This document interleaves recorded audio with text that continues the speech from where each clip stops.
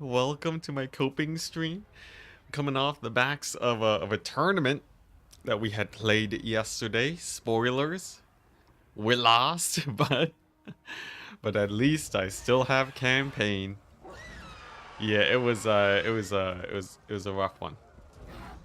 It was a rough one. We had a match where I felt like we could have won it. I felt like it was close. Is this auto gonna kill units? Is the game lying to me? Okay, good. Good. But yeah, oh man, I threw! Oh, brutality. But nevertheless, we still have a Franz campaign to play. I'm just gonna take it nice and easy today. Just chillax, hang out with chat, hopefully have a good time. See, where did we last leave off? I remember we renamed a bunch of guys for all of the members. Let's see how many of them actually managed to survive by the end of the day. Yeah,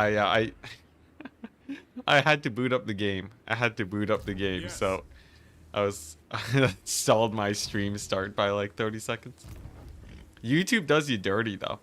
Not gonna lie, YouTube, it will say that the stream is starting, like starting soon or waiting for a streamer, 1 minute before it actually starts. So to get it on time, I have to actually start 1 whole minute earlier. It's insane. I feel like the external pressures being put on me are just too intense for poor old Enticity. But anyways, let's see if we can win. We are 35 turns in. We've claimed Reichland. We have recently held off the vampire accounts. You can see Vlad just going ham. I should probably start pushing back against them. The dwarves with their end games haven't really been an issue. The greenskins have been running into my wall here, mostly trading down though, so I'm feeling like we're in a pretty good place.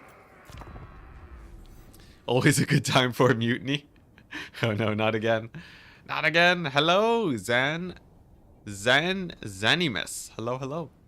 So I was thinking of I actually talked to Turin the other day about some cool content that I can start putting out on the channel. And one of the things that he brought up is that I could do some quick tips specifically. The peasant horseman stack, or I mean mounted yeoman stack. Yeah, one of the things that he brought up is that I could try doing quick tips for campaigns, like specifically. So maybe like some fun starts. Heroic victory? Sure, I'll take it. Yeah, so maybe like I could do some fun starts for campaigns. Like, you know, I could do stuff like, I need less authority. I could do stuff like, oh, you know, here's a cool start for Franz, where like you just rush Nuln and then you like get a super strong stack early on. Like basically doing what Legend of Total War is doing, but in a much more shorter edited format like I usually do. I feel like there might be a market for that, but like, yeah, it's a bit of a mixed bag because, you know, going into the same space as Legend is, yeah, I need less authority because you get tons of debuffs, but they go away once you're at full calamitous Imperial authority. Because then people just accept that you are Prince and Emperor. Yeah, no, we want to chill at 0 authority, guys. -9's the worst place to be. 0 is way better, or I mean -10. Yeah, because it's not gonna go up. This is Total War, so we're just always gonna be having dead elector counts everywhere. I think this is a rebellion. But yeah, so I was thinking of like doing some cool campaign-based content where we just, you know, go over some cool armies, go over some cool starting builds, maybe like, you know, look at the tech trees and explain what's actually strong and what isn't. Maybe something along those lines. Something to experiment with at least. The authority mechanic is so stupid on its current state. I don't know if it's like that stupid. I think it's sort of fine with me. I know a lot of people have a problem, like especially with Festus just rampaging through the Empire. It can be very hard to keep it up, but I do like suffering more than other people, so I'm not I'm not super surprised that this is the disposition that I've taken. I do like suffering, as many of you guys do know. So we're going to be fighting against a lot of undead. I might as well just get that. If I don't have enough money by the end of this, then we'll simply just undo that tech. You know what? It's way too expensive. Screw that tech tree. What else could we get instead? Recruitment. Infantry armor, pretty useless. Cavalry upgrades. Artillery upgrades. Honestly, it's all useless. I guess assembly line's okay. Hello, Big Sarge. Hello, hello. But yeah, that's sort of that's my rough idea for content scheduling. What is this? Raid the following region for 800. That's a bad deal. I still need to get my quests done as Franz too. This turn we might have to play a little bit more passively. We'll see. I would love to... Man, I'd love to just burn this settlement to the ground, but I think Grom is a little bit too close. Don't wanna get into trouble with them. Any plans on how long this campaign will go on for? Shorter than 600 turns, hopefully. I feel like we should be able to start steamrolling in a second here based on how well things are going. So I'm not too worried. Yeah, Route Marcher. I can't believe they nerfed Route Marcher. So sad to see it go. Now it's sort of meh. Sort of just meh. Let's see, on Franz, do I want to recruit? I'm really just losing money like crazy right now, but I feel like, you know, best defense is, the best economy is a good offense. That's what they say, right? Yeah, the ultimate kite army. Outrider grenade launcher huntsman. Best combination in the world. Nice. Yeah, we should be fine, we should be fine. You know what, screw the farm. Actually, you know what? I'll deconstruct the farm if it ends up being a problem, you know? If you just have buildings constructing, it's like putting money in the bank, you know? We can withdraw it at any time, no problem. But yeah, I feel like this campaign, I'm feeling like a turn 200, maybe 300 might be good. You guys think we can win this before turn 200? Lord Croak, best hero? Oh man, yeah, Croak is pretty sick. He's basically a legendary lord in hero form. And that's even with Isabella in the game. Yeah, Croak is insane. Saw a Reddit post this weekend suggesting that halberdiers were the way to go.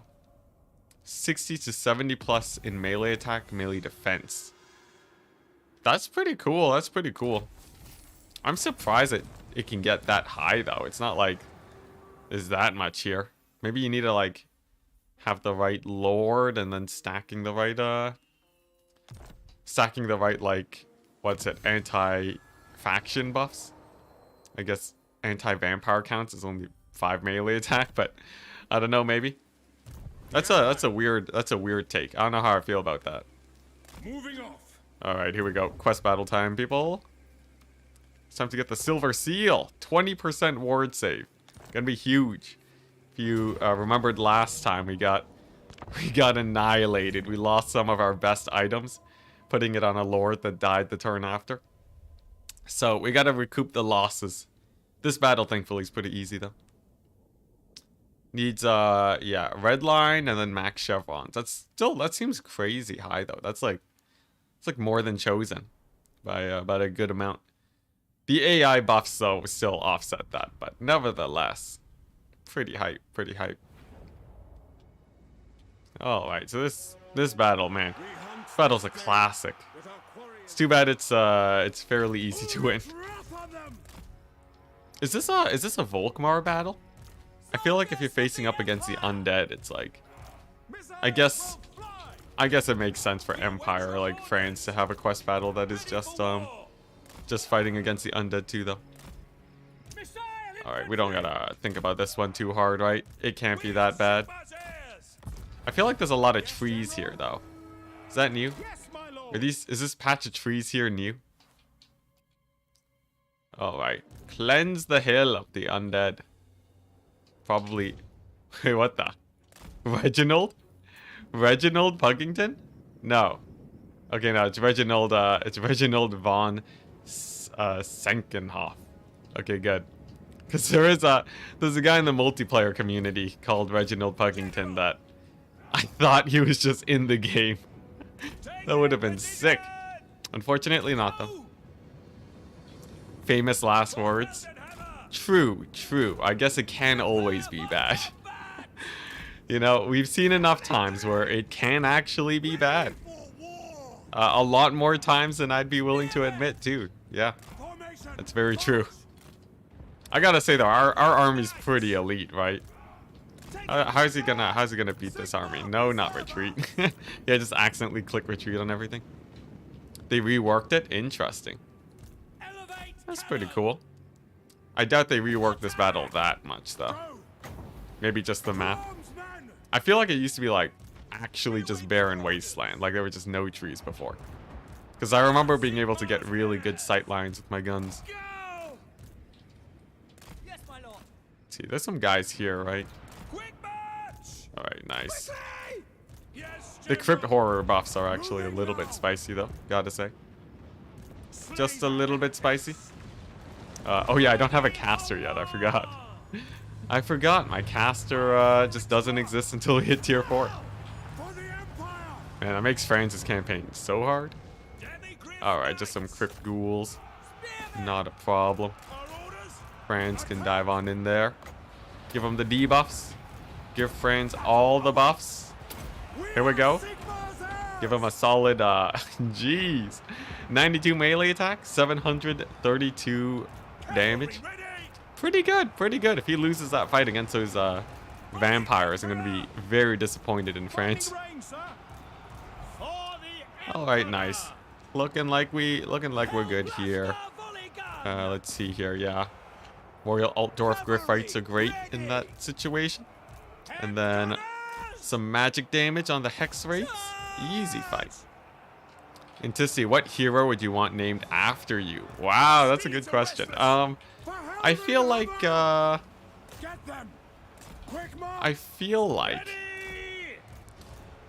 would really like a Vampire Coast. I would want a Vampire Coast hero named after me. You know, even if it's just one of my titles. You just call him the Kraken King. I know we already have like the Kraken Lord, but you know, there's space for a Kraken King too. I feel like that'd be pretty hype. Either that, or if we could just have a wood elf settlement called Enticity. Like, is that too much of an ask? I feel like that's almost too much of an ask. That's like, because then people are gonna be like, that's not in the lore. This is no lore about no Enticity. But that would be amazing. If I could call the shots, that would be sick. Ooh yeah, Vampire Coast, Vampire Coast Banshee. Why a Vampire Coast Banshee specifically? Are you trying to say something about me? Is this some BM, some hidden chat BM that I didn't catch on to? But yeah, that would be the dream though. If I could have any amount of presence in the actual game, that would be that'd be crazy, man. Still though, I feel like I'm a pretty new kid in the community. I feel like we're not really there yet to be like we're not the big dogs. We're not the big dogs. You know, Lore Master of Sotek has been part of the community forever, and then he got like a guy added at the end of Warhammer 2. If anything, that means I have to wait until Warhammer 3 and stay relevant until then. Oh no, not Warhammer 3, whatever I'm talking about. 40k, whenever that comes out. Wood Elf no range campaign? That sounds pretty fun, honestly. Just the Wild Rider stacks for the win.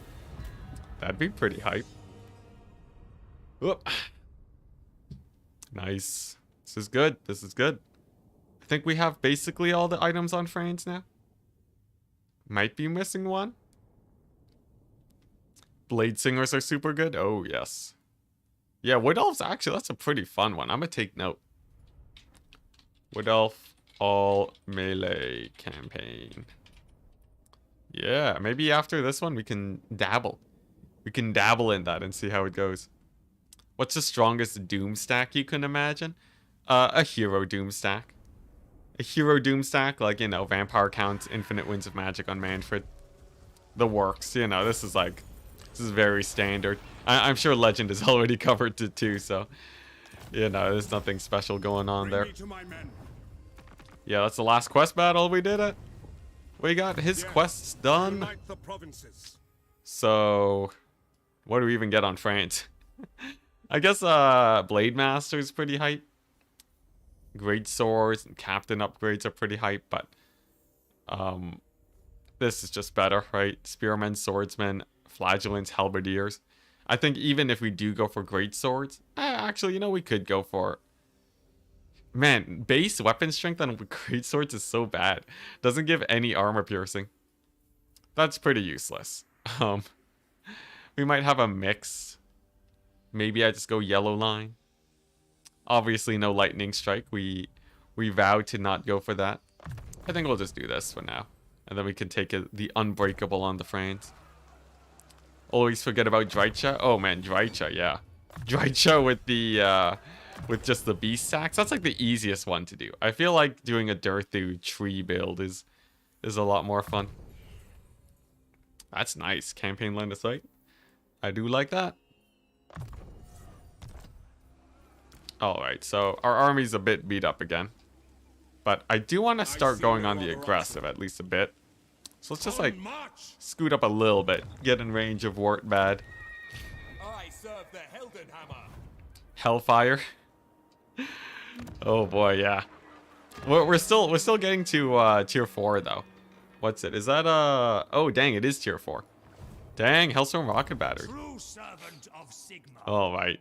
Can we reach Grom from here? He has a settlement. It's not the... Why do I have the questing open?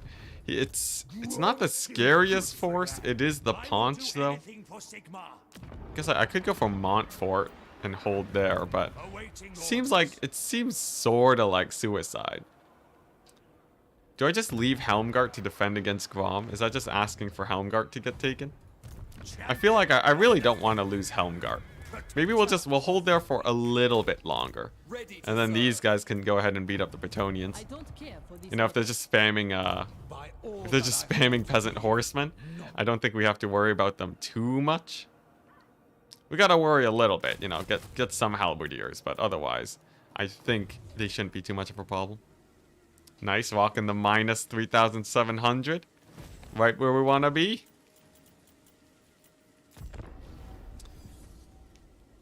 What's his set bonus for his items? Oh yeah, I forgot that CA added set bonuses. I'll check after this end turn. Electric count grenade launchers is super good because they have AP. Don't all grenade launchers have AP? I guess they'd have more AP, right? But in general, explosion damage is already great versus armor. Most of the time anyways. Lewin. Oh, okay, no, he's just attacking, he's attacking north of Altdorf. That's fine. I don't care about that.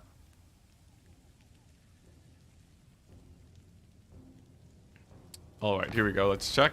Plunder. I need money. Sacking economy for the win. Alright. So, Franz's set bonus looks like it is... What the? Why do I have this equipped? His set bonus is useless. That's what it is. +1 control all provinces. That's like, you know, that's something. Whoops. Let's see here. Man, that's just a little bit of hot garbage there, isn't it? Just a little bit of hot garbage, but you know, it's fine. I guess the allegiance would have been good in a normal campaign. Here we got Armor of Fortune, nice. Pretty good, pretty good. We wanna get our items nice and built up. Allegiance points with factions I can't align with. Yeah. Slight problem, but you know, we'll live. First things first. So Altdorf should be safe. Ish? Whoa! Matthias Garst with the 1,000 Danish kroner, I think? DKK? I gotta remember, let's see. DKK is, I think it is... Yeah, Danish krone. Thank you so much. That's so much. Yeah, I'm pretty sure that's a lot. I'm pretty sure that's a lot, because usually, like, oh my gosh, that's even more than I thought it was. It's like almost $200. That's insane. Yeah, it's red. It's a red donation. Oh my gosh. For the hamburger fund? You're coming in here?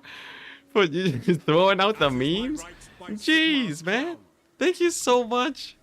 Oh my gosh. We have been in a bit of a rut recently with the channel. That helps.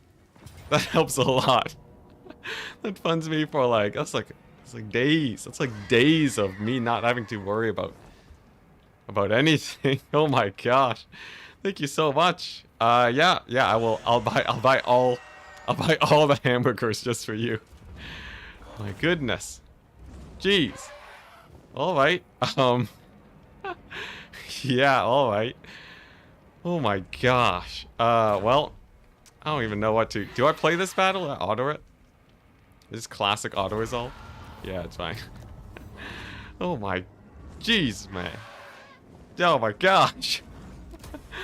Thank you. Thank you very much, man. I gotta like I don't know. What's small? The most I can do right now is I guess I can give you a lord. Jeez. All right. Garst. Matthias Garst. Here you go. You get to be my top archlector at level 5. Hopefully I don't just kill you by the end of the day. Oh my goodness. Oh jeez. Yeah, the hamburger fund. All right. How many hamburgers can you buy with it? That's like a solid like 75 burgers.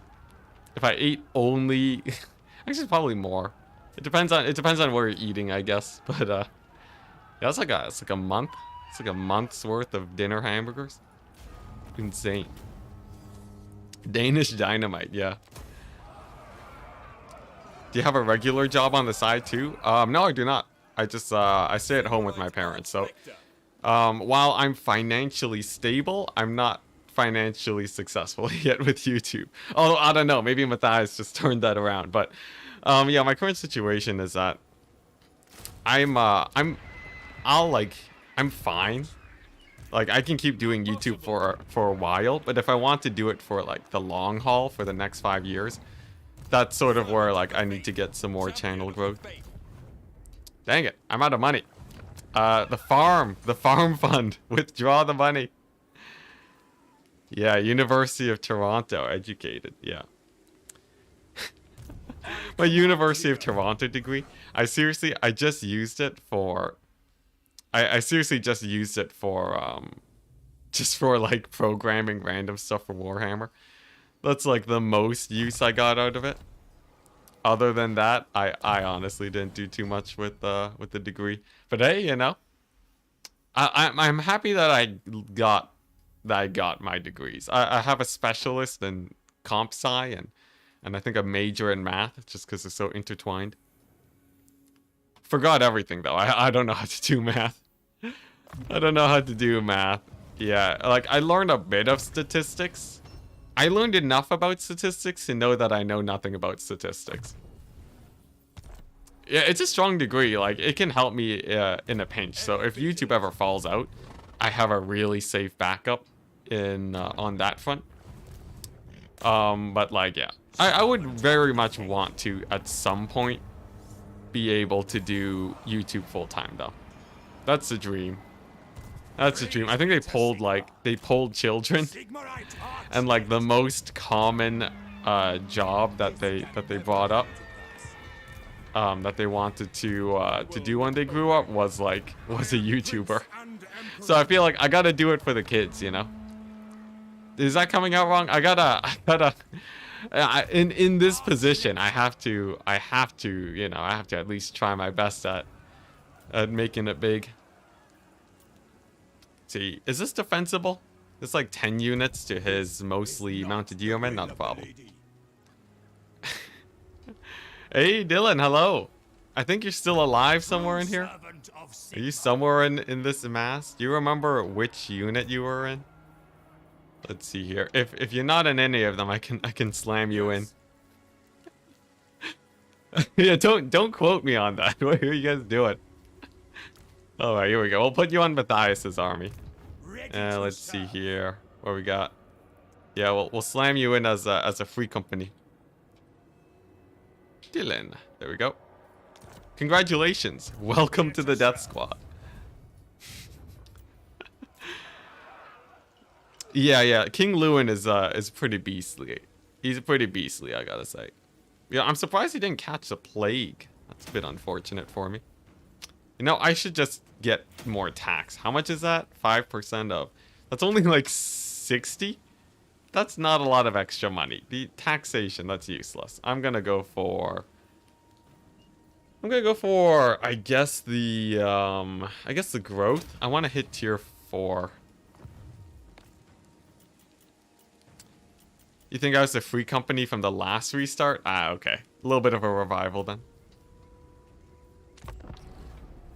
Yeah, Lewin, I don't know. If Lewin kills Altdorf, I'm gonna be so sad. If I'm gonna scrap it out for sure if he beelines it into Altdorf. Why keep sacking the settlement to the south when it gives almost no money? It's because I don't want to move my army out of that territory, because it's basically the only thing stopping Grom from moving in and just ending me. So they're just, you know, it's something to do while idle, essentially. Do nothing. Yeah, there we go. We got the 0 authority. Making more money off of that. Sweet. Oh, jeez, the Confederation. The Greenskins just confederated. It's all Azag now. Oh my gosh. Azag has control of all of this. Well, there's the proper endgame threat.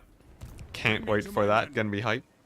In the meantime, let's just keep scrapping it out against the vampire counts.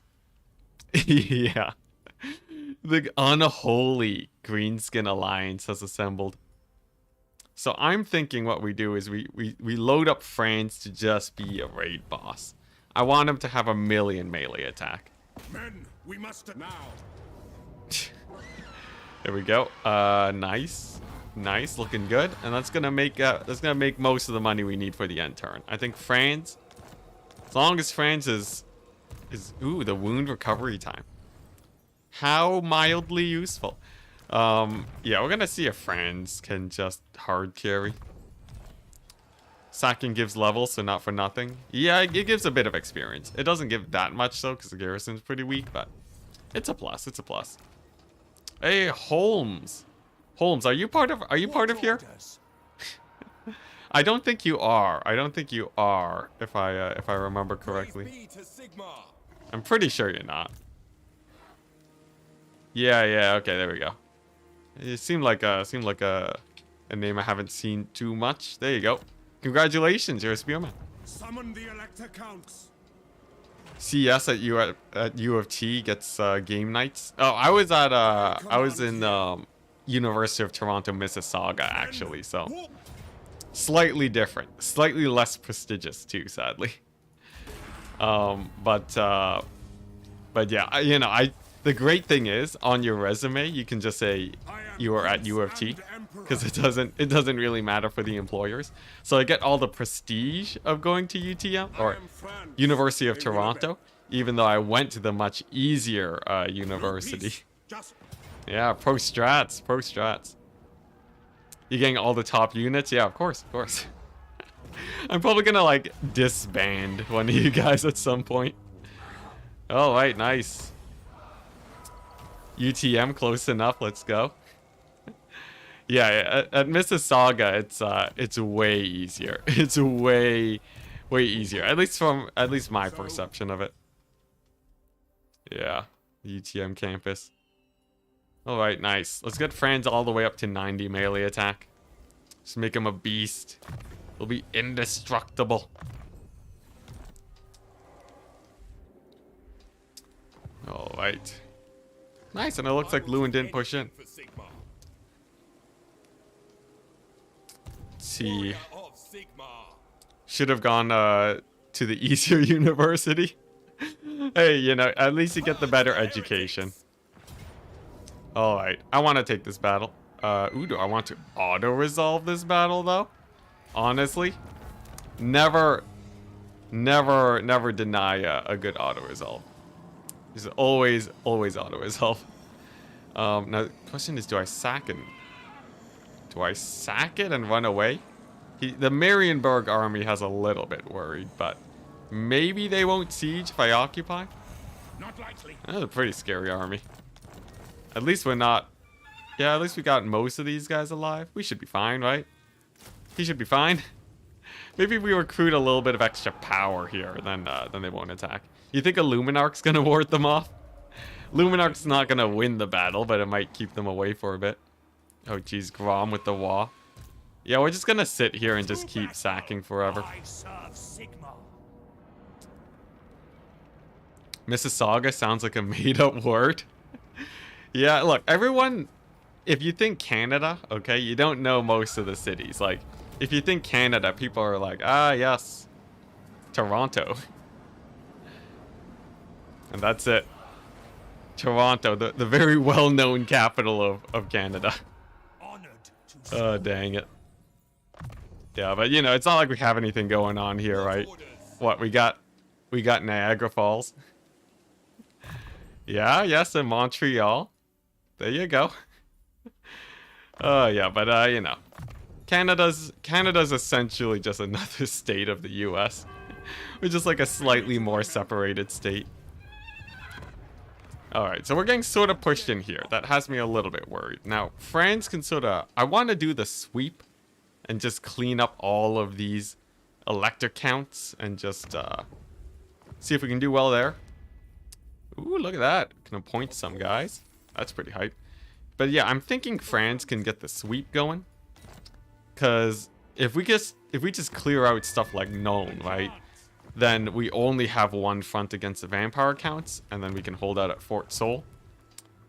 Sounds like a pretty good plan. Helmgart's gonna be upgraded in 3 turns, and then we can run away with this guy. I think we should be good. Yeah, that's the plan. I guess Grunberg is totally dead though, right? Grunberg is 100% dead. Man, these guys are pushing in so hard. I don't want to lose Helmgart. The thing is, Grom's gonna attack Helmgart for sure the moment I move out. But I think, honestly, I think it's fine. I think it's more important that this guy goes back home for the home defense. Gonna Confederate Gelt. Yeah, I think Confederate... Well, I'll do a vote. Let's see here. If the option pops up, I'll do a vote. Yeah, Winnipeg. We were just naming all the Canadian cities. Also, Mole Spaghetti. Happy to have you here. It's a very familiar name. Has it been a while? I feel like it might have been a while. I remember really liking your name, so I feel like either I missed you on my other streams or it's been a while. Okay, there goes another city. It's fine. They're chipping away. All the cities. Yeah, just do Google search. There you go. Rank them by population. Oh yes, little Edmonton. Sigmarite Arch-Lector. You pop on streams when you can. Cool. Alright, here we go. To the Grunberg defense. Actually, I should defend the Nuln. Slightly better for me if I can actually win it. There we go. Pyrrhic victory. Okay, I don't want to lose all my members. Ugh, the stutters. I don't want to lose all my members. I feel like we play this. We'll be fine. We have a lot of ranged. Just a little bit of march stance, no vigor. But what's the problem? Not too many comments. Ah, I see. Yeah, good old watching at work. Yo, when I was doing software development, I went real hard on the work at home, watch YouTube while working. I wouldn't say it was the best for my productivity, but I also will say I wasn't that productive at work either. So maybe it's all fine. You know, maybe it was a net zero loss for my company.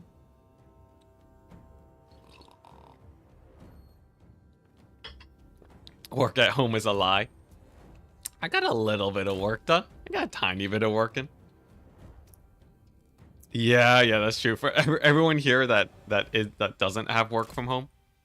Although it is a weekday, most of you guys should be working right now, right? Is it like, do we have a holiday or something? How many of you guys are at work right now? How many of you guys are supposed to be working? Like, you know, no judgment, all right? No judgment. We've already established that I've already been maybe not the most optimal worker in the world, but you know, you're working right now, nice. You know, sometimes it's just nice to have some background noise. It's like having music in the background. You done for today? Nice. I ain't judging.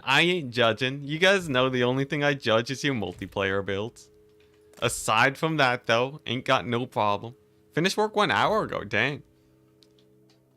See, because isn't like a lot of Europe in, okay, because most of my clanmates are in France, right? So, my timings might be a bit wrong on when people are finishing work. But like, it also depends on if you're doing a 9 to 5 job or something else too, so. Sort of depends. I almost forget that this battle's actually a little bit stressful. His army's like not that big. I can mostly just ×4, right? Yeah. It's later the further you go east. So yeah, I think it's. I'm all mucked up because I'm going by France time. This is what I get for being in a French clan. Yeah, I'm like, yes, European time. It's totally is. France is in the middle of Europe, right? There we go. Totally correct. Yeah, I'm sorry, guys. The Canadian education system did me dirty. I know nothing about Europe. I know absolutely nothing about Europe. Don't ask me about history. Don't ask me about countries either. European countries is not my forte. Definitely not my forte. Why are these guys so fast? Oh, we have no vigor. Yeah, I forgot about that. All my guys are moving way slower because they're tired. Poor guys. You know, I think we can just sort of advance with my guys. Let's play a bit more aggressively. Yeah, Europe has a lot of history. Europe's got loads.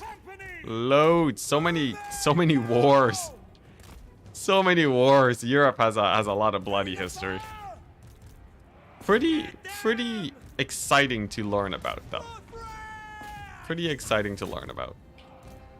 All right, so I'm gonna bring in my lord. He's gonna be the main distraction point against all of this ranged, because they are extremely painful. So I want to make sure that I'm running them down. For everything else over here, I can basically just play the kite game. Mortars can hit those guys too. Everyone had wars, we just wrote them down. Yeah, that's true. That's true. Yeah, and the thing about the Americas is like, you know, sort of some terrible things done to the indigenous people, which, you know, sort of causes a few issues when it comes to the tracking of history. And yeah, that's pretty bad. That's pretty bad. There's a little bit of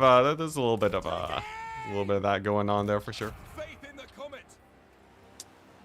War sucks. Let's play this wonderful game. Yeah, I think it's interesting. I'm definitely not gonna advocate for pro-war, but I think history in general is really interesting. Let's see. I didn't do my splits properly. I should have had some more guys chasing down all these archers. We can make do though. Okay, start pulling out a few spears here to start jumping them. Hopefully we don't lose any guys though. I'm playing this battle so that we wouldn't lose guys. All right, let's see. So Free Company are doing well there. Free Company are doing well here. We're finally chasing these guys down, which means that they're not shooting at my guys. I think we're okay. The entirety of the EU lives from 0 UTC to +2 UTC. Okay, I see. Yeah, but being off 2 hours in this context does matter a little bit more since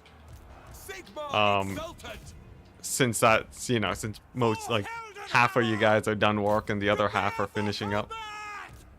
Understood. You just can't see there ever being world peace or something. Someone is always willing to. Well, you know, you might be surprised if you look at the statistics. Wars have been on the downturn overall. In recent history, wars have been on the decline. So, I think it's I'm a little bit more optimistic. I don't think I don't know if world peace is coming anytime soon. There's a couple problems. I'll leave it at that. There's there's a couple hurdles to get over, but like I think we're trending upwards at least. We're trending upwards. So I think there's a future to look forward to as much as sometimes it might feel bleak. Yeah. The perspective helps a little bit. And you know, like even if you look at the pandemic, right? Pandemic's pretty bad, obviously, but it's no Black Death. At least we don't have to live through that, you know? That's pretty nice. At least we have the technology to know how disease is spread. As bad as it seems, if you look to history, there's always much worse. There's always much worse. Like insanely worse. Like, oh my gosh, how did people even live back then? That's so terrible. So you know, I guess it's okay. I guess that doesn't make it okay. It just makes it. It just puts it in perspective, doesn't it? To battle, brothers. Yep. Isn't the bubonic plague still a thing in Montana? At least it's not, you know, full scale. Like, but yeah, no, there's still so many random things. I was just like, man, it just feels bad learning about. But you know, what can you do, right? I guess we just live in it. Let's see, how's the trading going? It's a little bit sketchy. I'm not a big fan of losing my guys over here. We're definitely winning this battle though. Just gotta get my great swords into the right fight.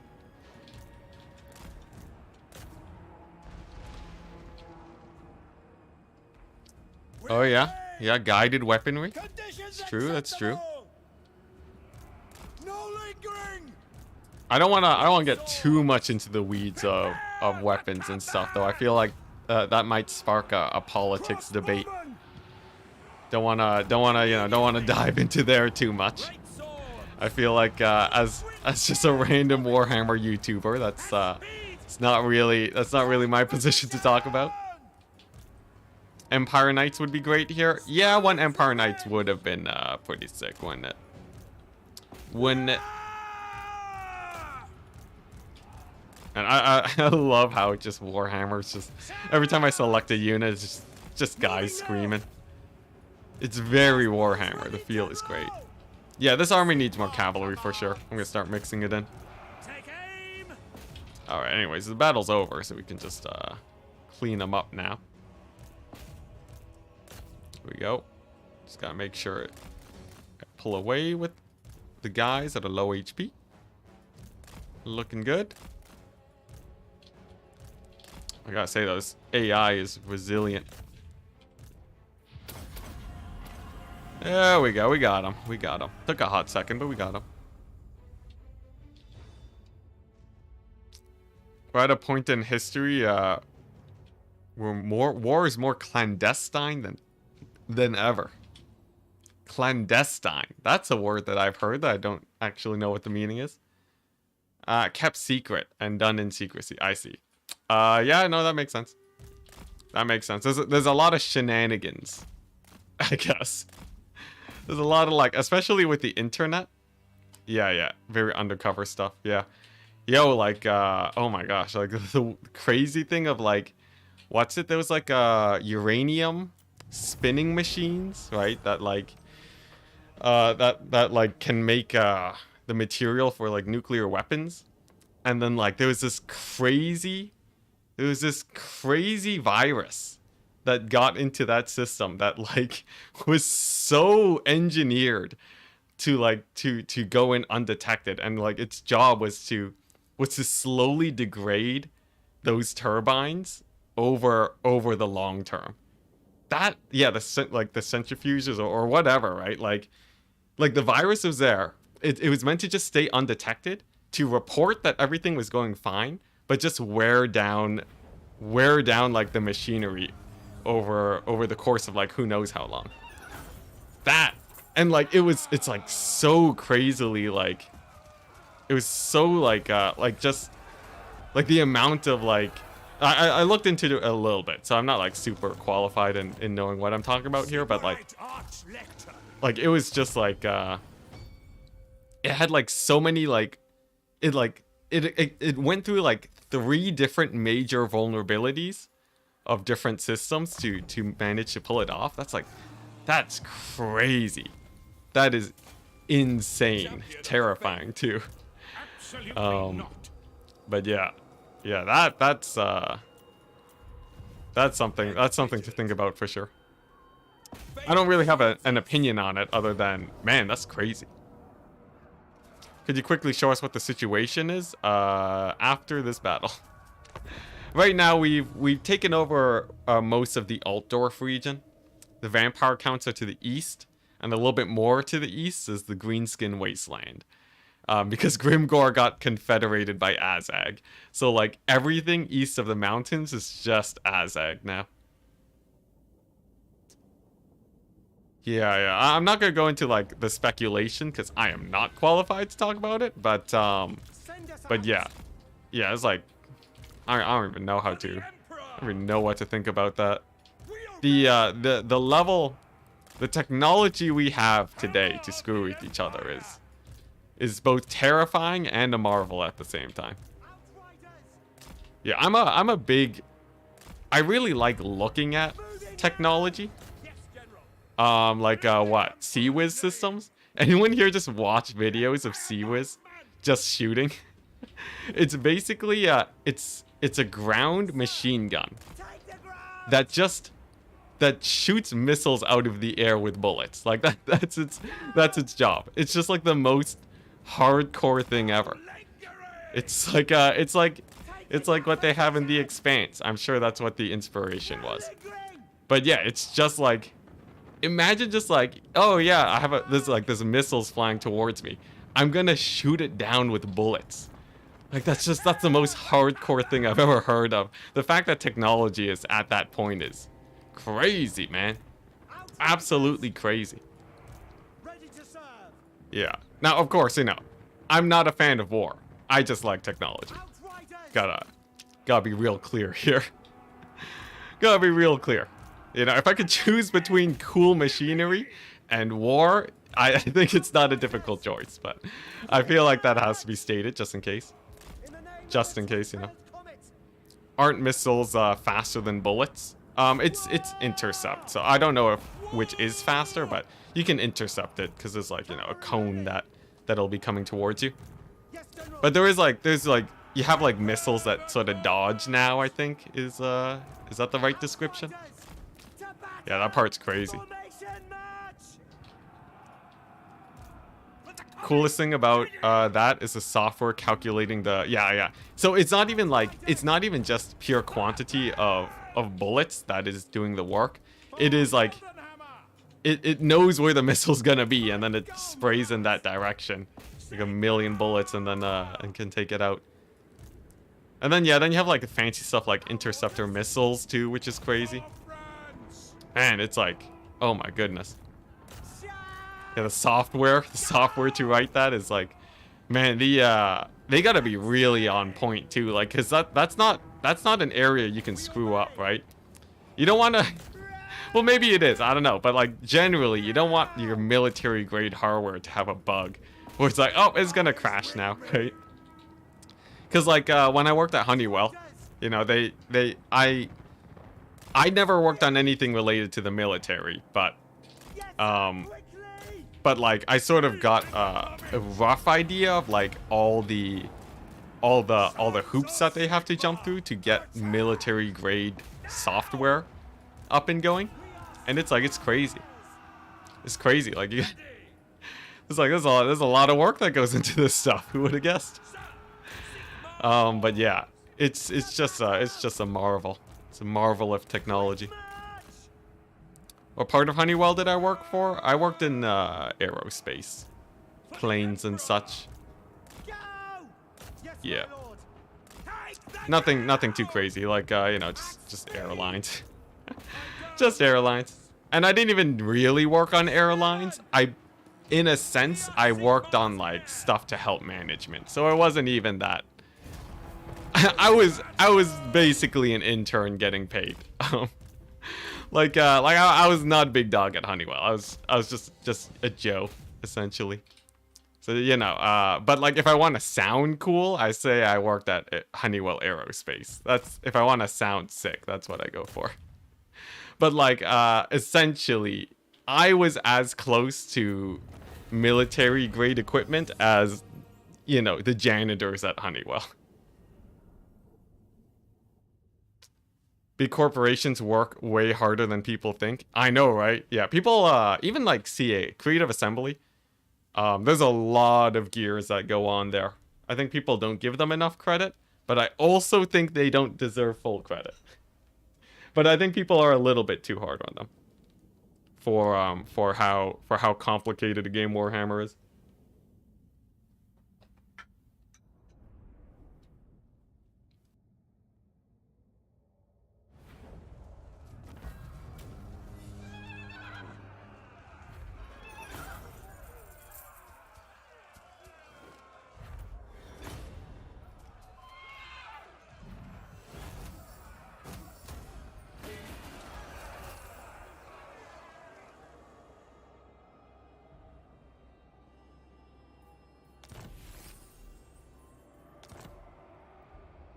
Dang.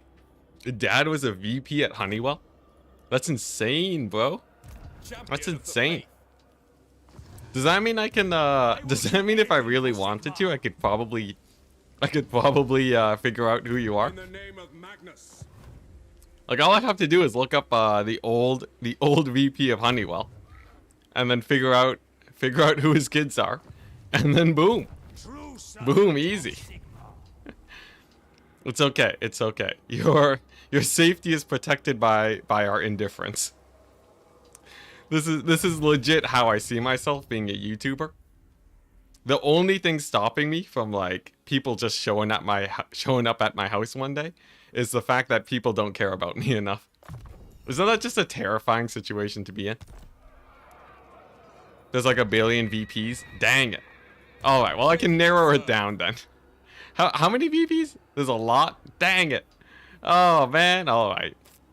You know, the fact that I even said that I worked at Honeywell probably narrows it down more than you saying that your dad was a VP.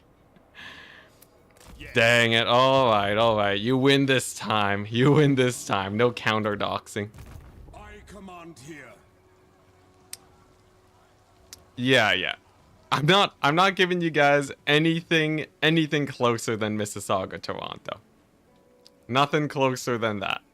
Because then it starts getting hella sketchy. Who calls? Men, Nice. Averheim, the Averheim steel. Yo, Franz is getting some work in, man. Franz is doing pretty nice. We have so many prestige. So much prestige and just nothing to spend it on. I am Prince and Emperor. As a non-American, it feels crazy that something like that can happen. What, that people just, yeah, getting swatted? Jeez. Yo, getting swatted terrifies me. I shut down my Facebook account. I shut down my LinkedIn. I shut down, like, I looked up my real name on Google, on incognito recently, to make sure that, that I just would not show up. So, yeah, but yeah, swatting is so bad. That's like it's actually trying to kill someone. Like, you can go to prison for like 50 years for swatting. But, yeah. Yeah, that is scary. How many attempts are we at? We only restarted 4 times. Not bad, and most of it was in the second stream. But yeah, thankfully I have a bit of an older audience, so you guys should in theory know that it's not you know, that it's not a prank, right, guys? But yeah, it's crazy to me that, because okay, I guess like I can see how there's probably some kids that don't know what they're doing, and they might think it's just a prank. But like they gotta, like something has to be pretty messed up there for them to think that. Like I feel like, well, I don't know. People were eating Tide Pods at one point. there was a trend of Tide Pods back in like what? It was like a while ago, like what, 6 years ago, 10 years ago. So who knows? Who knows? You calling us old? I'm calling you smart. You know, actually, when I was a kid, I always loved playing as older characters because I've never looked down to old people. I've always enjoyed the idea of being like wise and knowledgeable. And then I grew up and I realized that most people just don't know what they're doing. And that they're just winging it. Shattered my entire reality. But you know, what can you do? 2018, 4 years ago? Okay, more recent. But yeah. Yeah, Gang Squad is terrifying though, because obviously I'm living at home, right? I don't want to endanger my family because I'm doing streaming. That's like that's a big no-no. So yeah. Something to keep in mind, and that's why anonymity is so important. Congratulations. You're a new elector, Count. Just hire him and just put him in the slot. There we go. I will. Yeah, you can get wise and knowledgeable, but then there's also a lot of people that aren't wise and knowledgeable. So you know, you gotta figure it out. Let's see. I think the 4 grenade launchers is a nice place to be in. And then someone said Empire Knights, or a few of you guys said Empire Knights. So let's do that. Nice. Honestly, you know what? Turn 200. Turn 200, we own the world. I'm calling it now. There's no way, right? Turn 200's really fast for Immortal Empires, right?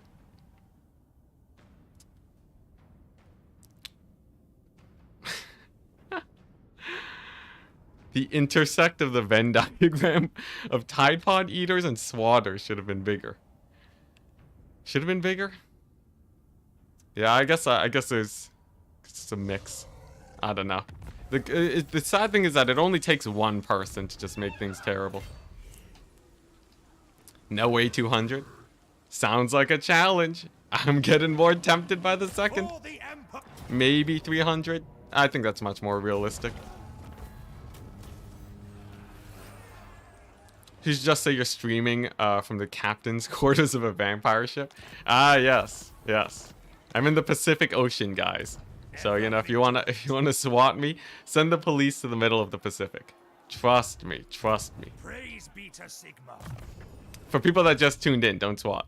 It's terrible. You go to jail for 50 years. Your life literally is just over if that's what you decide to do. Guided by Sigma. Okay, random Beastmen army that I can't declare war on. Totally fine. Let's see. Now we can't go back to Helmgart. I would like to put a stop to the Marienburg incursions. Maybe I go on the aggressive. Like I have armies just going aggressive everywhere. Man, these auto resolves are doing me good. Yo, the V-tubing. There you go. V-tube as a vampire. Pretty sick.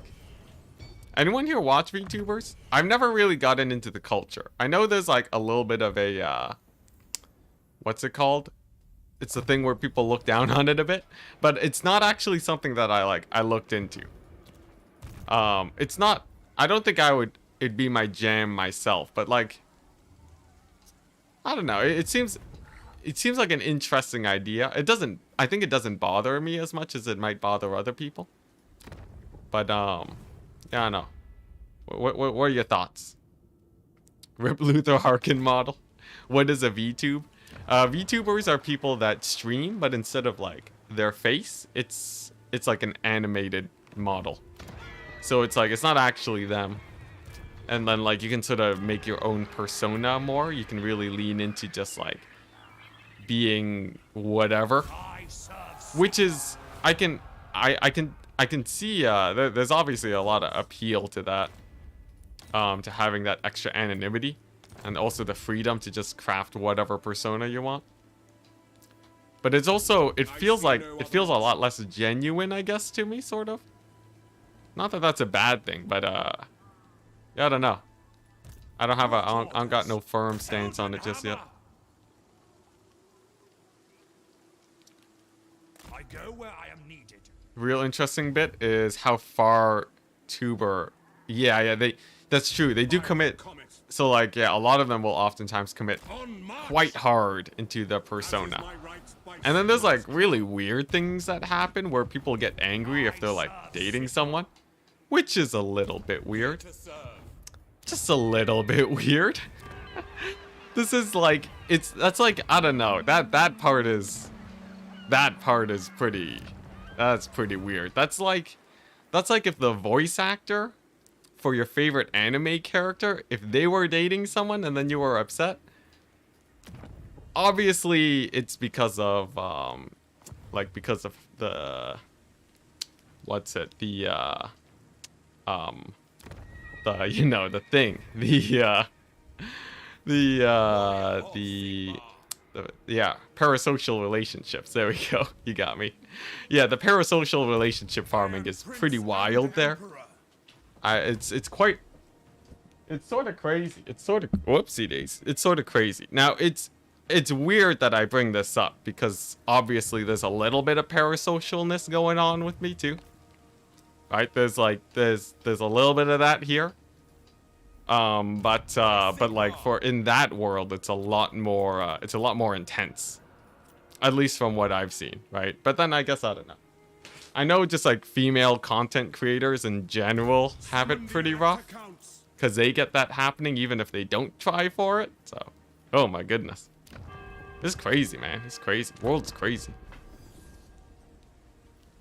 A bloated corpse. Yes, a bloated corpse costume. Sick. Oh, airsoft popcorn. I need to add you to the army. I feel like you're not. I feel like you aren't in any of these armies yet. Gotta love parasocial relationships. Nothing else like it. Yeah, totally.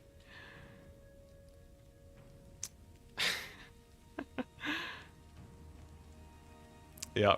But remember, guys, you're all my friend.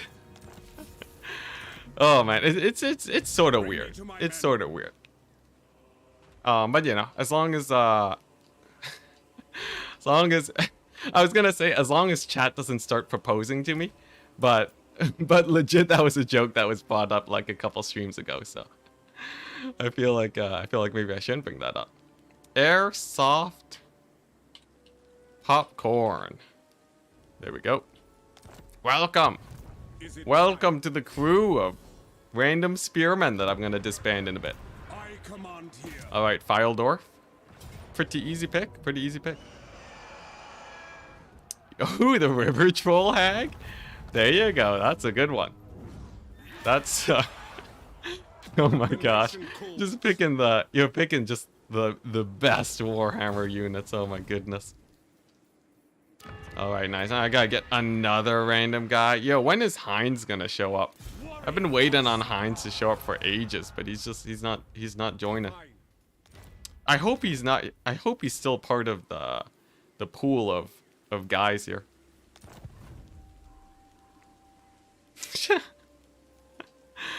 Oh my goodness.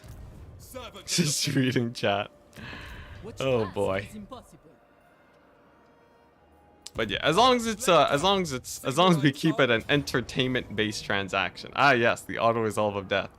I can win this with grenade launchers in battle. Yeah, as long as it makes you happy and that we all know how the back and forth goes. By the way, Where are the trees? I've never seen such an empty map before. It's like no terrain features here. Wait, this is an ogre camp map. That's weird.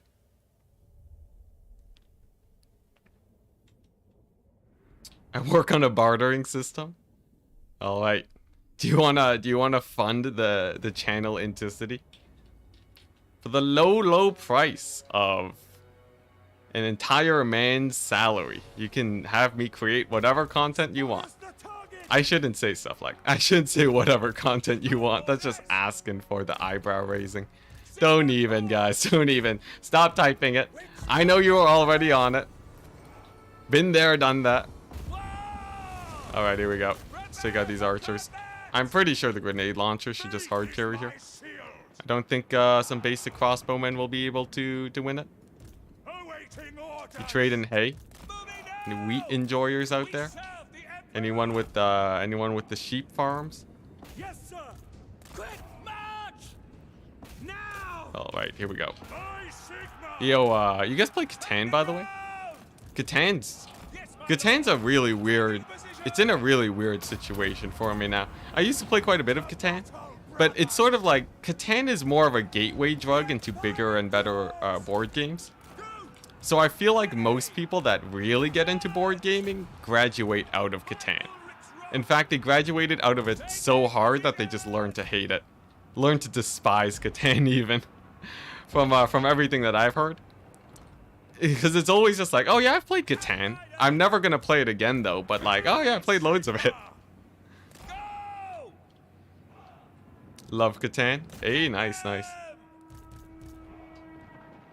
Yeah, that's a Catan curve.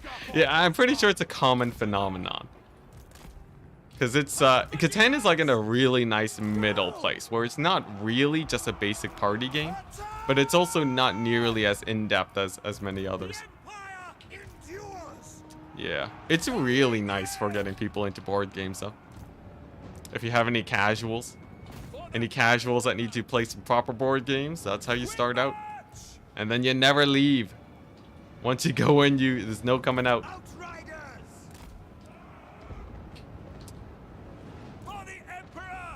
New player, let's see here. It's so new player friendly, you only ever end up playing with new players. Ah, I see. Yeah, there's not too many hardcore. I don't know. I don't think I've met anyone that's like, I'm a hardcore Catan player. 1v1 me right now. Yo, any Dominion fans out there though? I really enjoy Dominion. And the thing is, Dominion is a gateway drug into other deck building games too. But yeah, no, I love Dominion. Any Chapel fans out there? Any Chapel fans? Oh my goodness. Talk about busted. Jeez. Oh my gosh. Yeah, Dominion. Oh my goodness. Very fun. Very fun deck building game. Yeah, Chapel is sick. Yo. Man, for like the 5% of people that can relate. Blacksmith? Is Blacksmith just useless? I feel like just draw. I feel like 4 money for just a card that draws 3. That just feels useless to me. Am I crazy? I feel like, I don't know, maybe it's just base set. Maybe just base set got like power crept. I don't know. Is there any pro Dominion player in chat that can clarify? This is something I've been wondering for a while. Smithy's fine? Oh yeah, it's called Smithy. Blacksmith is the other one. Smithy's fine? Okay. Do you need to have like good action or do you like go big money? Oh man, yo, if you guys haven't gone into Dominion, if you want something that is just like, just easy to just sink a million hours into, play some Dominion, guys. Play some Dominion. Highly recommend.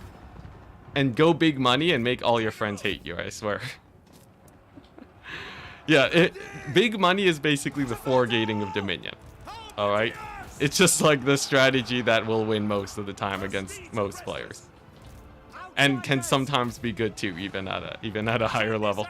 Or even at a mid-level, I guess. I don't know if it's popular at a higher level.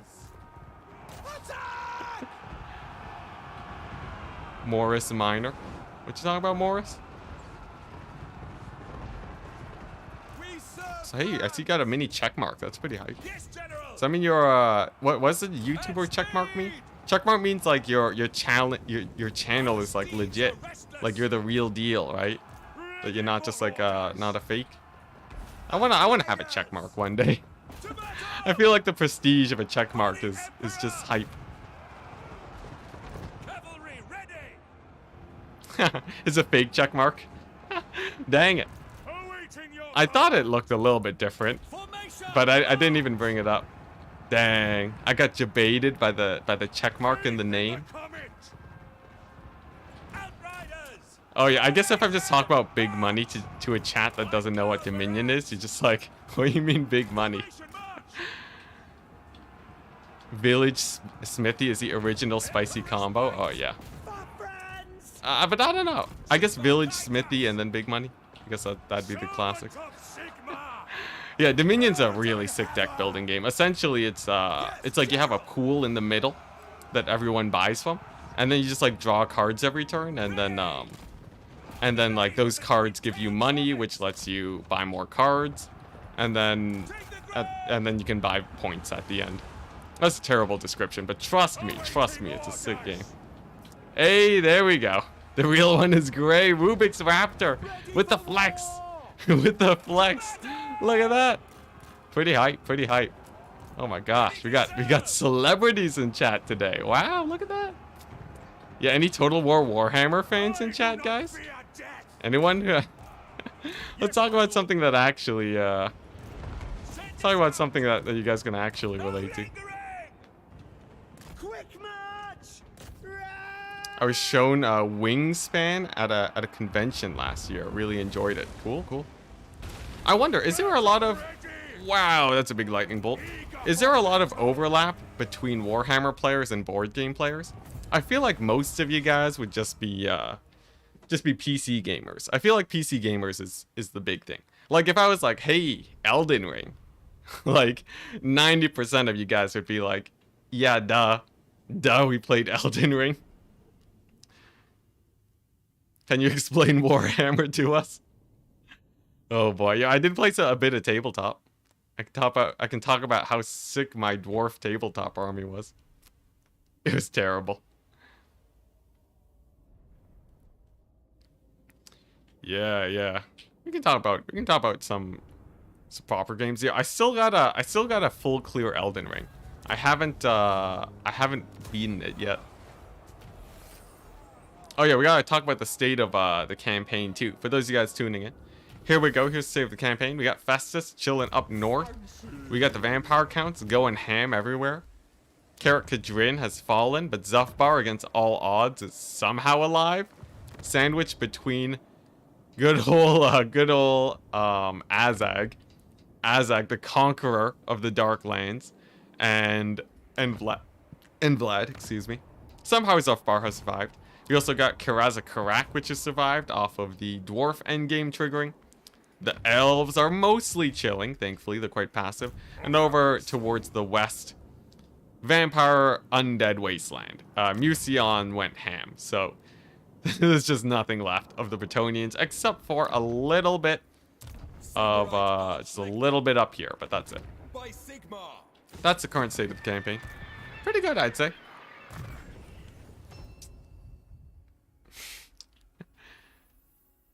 PC gaming and tabletop. Actually, yeah, that's true.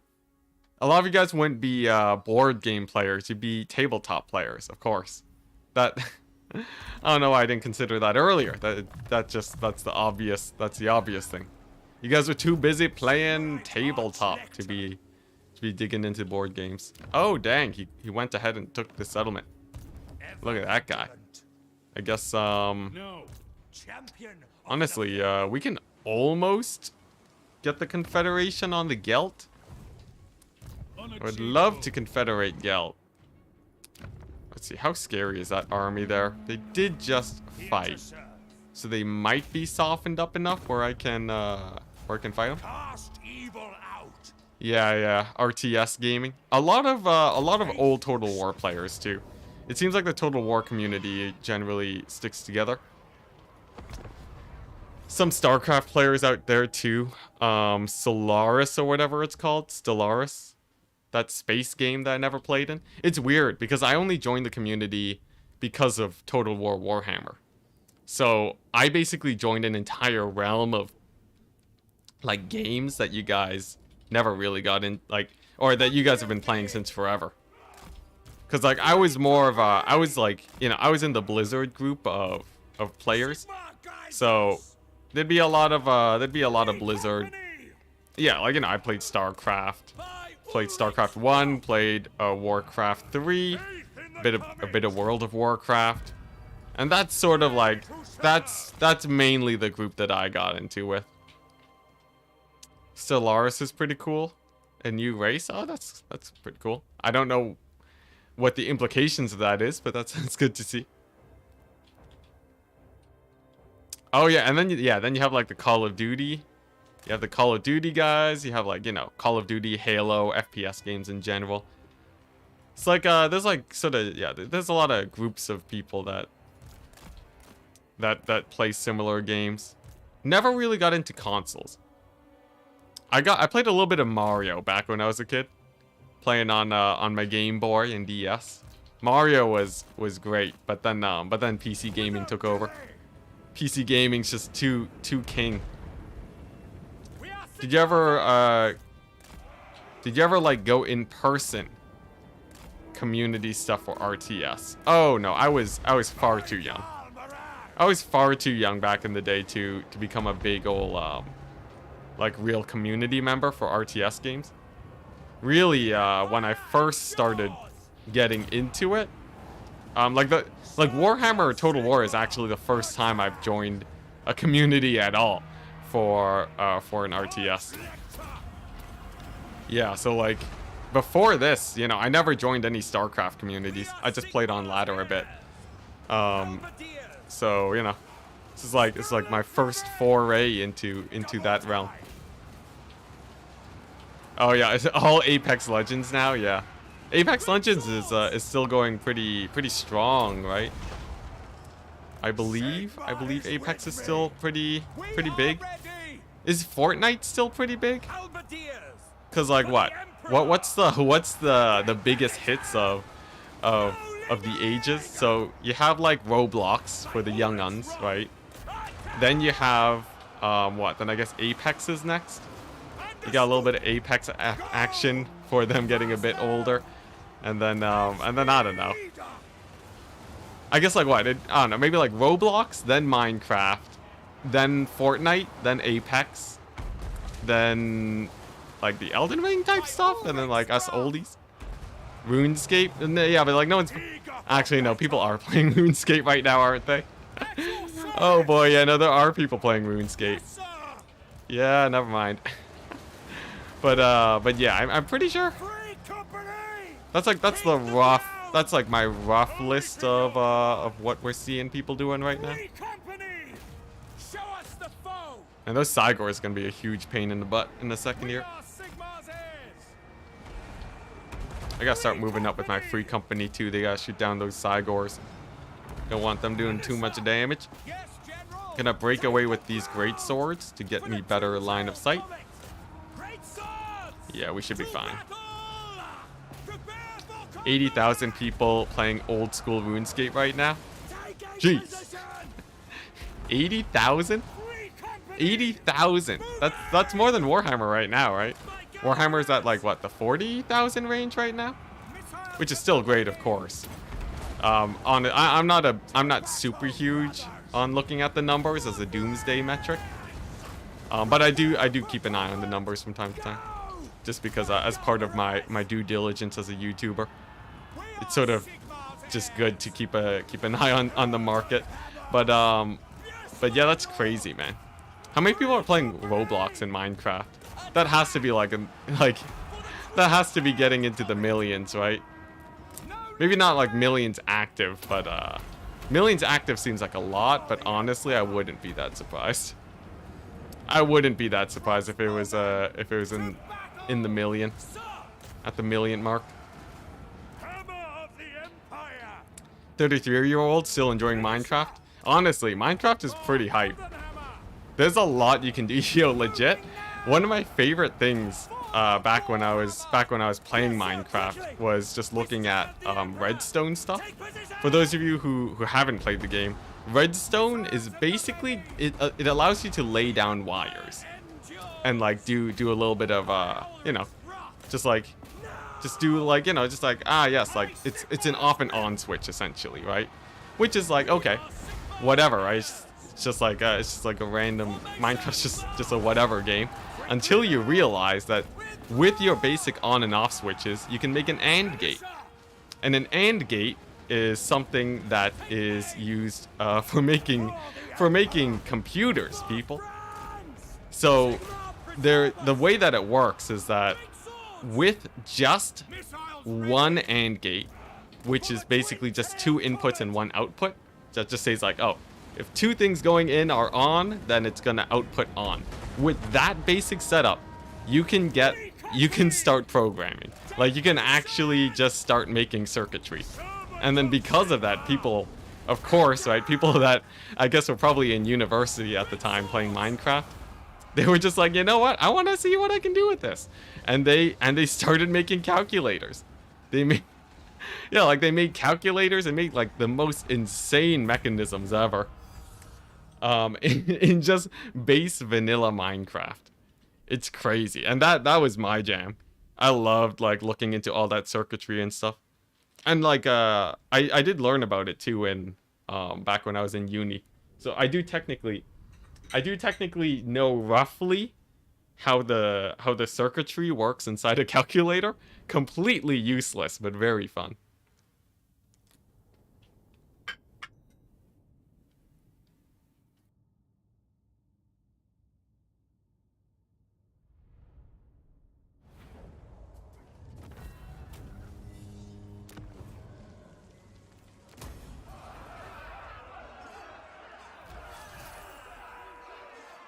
Yeah, that's right, my bad. You need an XOR gate, my bad. Which is like even simpler.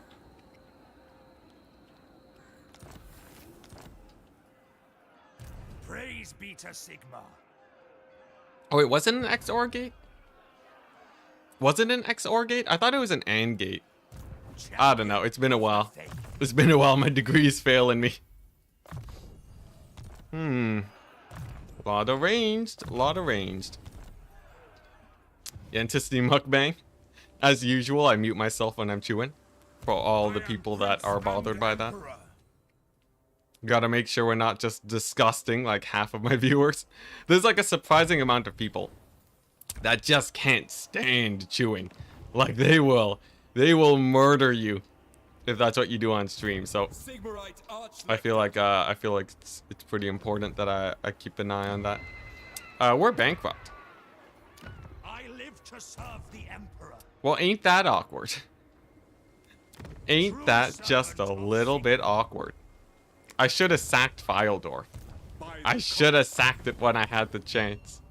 All right, plan B. We'll do a bit of disbanding on the more expensive guys. I think this army doesn't need to be nearly as expensive. Hammer of the Witches, yeah, gone. Is that enough? Not nearly enough. Let's see. RORs, you're gone. Getting there. Geez, the Royal Altdorf Griffites, though? That would hurt. I feel like I don't need the Black Lions. You're gone. Summon the Elector Counts. We're not summoning the Elector Counts, Franz. We can't afford the Elector Counts. Let's see here. What else is gone? What? The 1 Pistolier. Is that enough? It's not even enough. Demolishing buildings costs money. It costs money? It gives money. Yeah, no, it gives money. It gives money. I think you got that backwards. Let's see here. Okay, generic halberds. I can combine them. We don't need them. Yeah, there we go. We're rich. We're rich. All right. Nice. Perfect. All right. Let's see. So I should be able to take these guys out next turn. Sweet. Hopefully we get a good few battles, and then that'll solve our economy issue. The UI says it costs money? That's weird. That's hilarious, though. Really? They changed it? There's no way they changed it. Why would demolishing buildings just cost you money? That sounds terrible. Yes!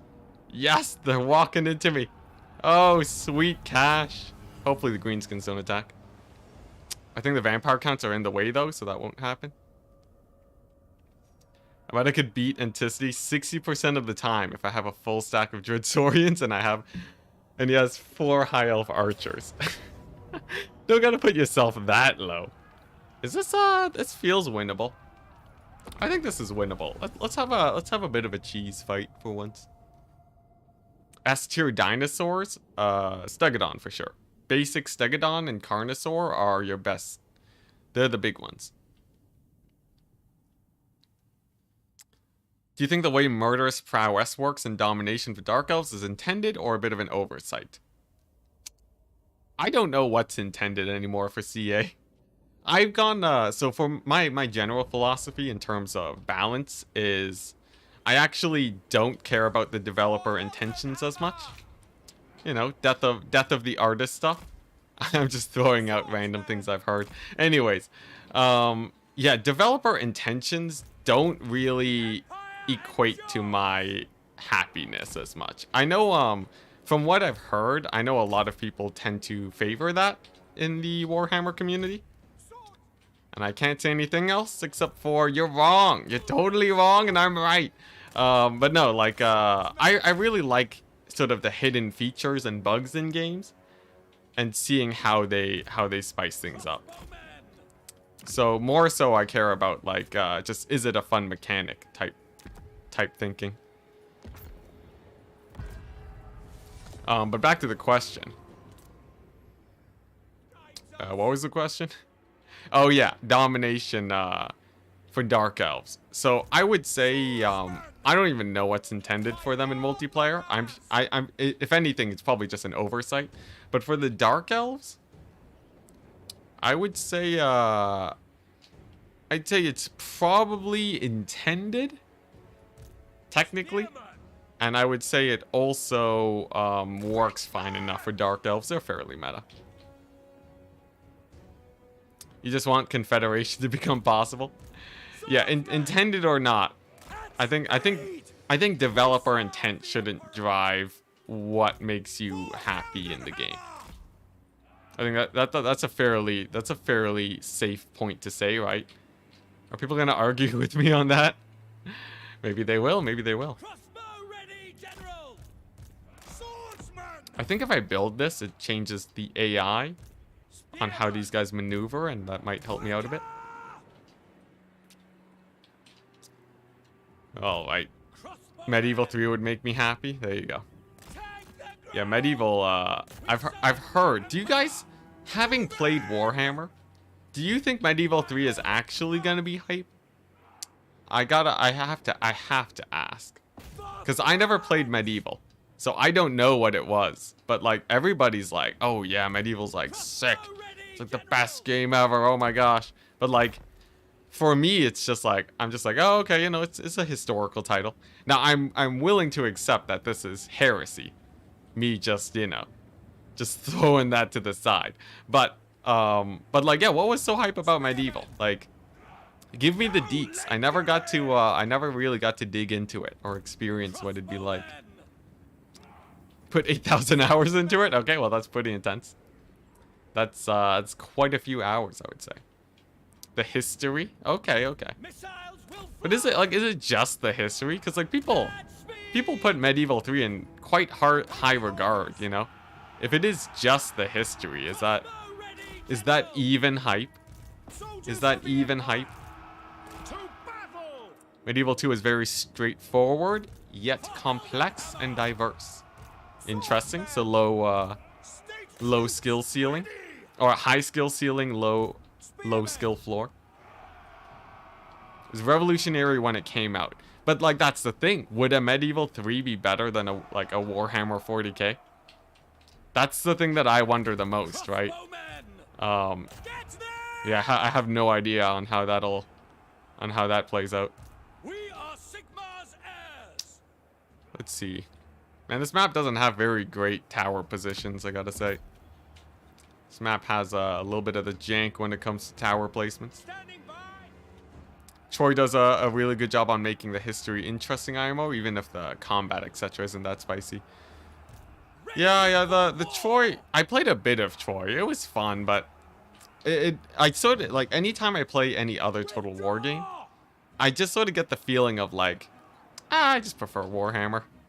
It might just be, like, familiarity with it, where I'm just like, you know, I just play more Warhammer, so I like it more. But, yeah, I do get a bit of that feeling.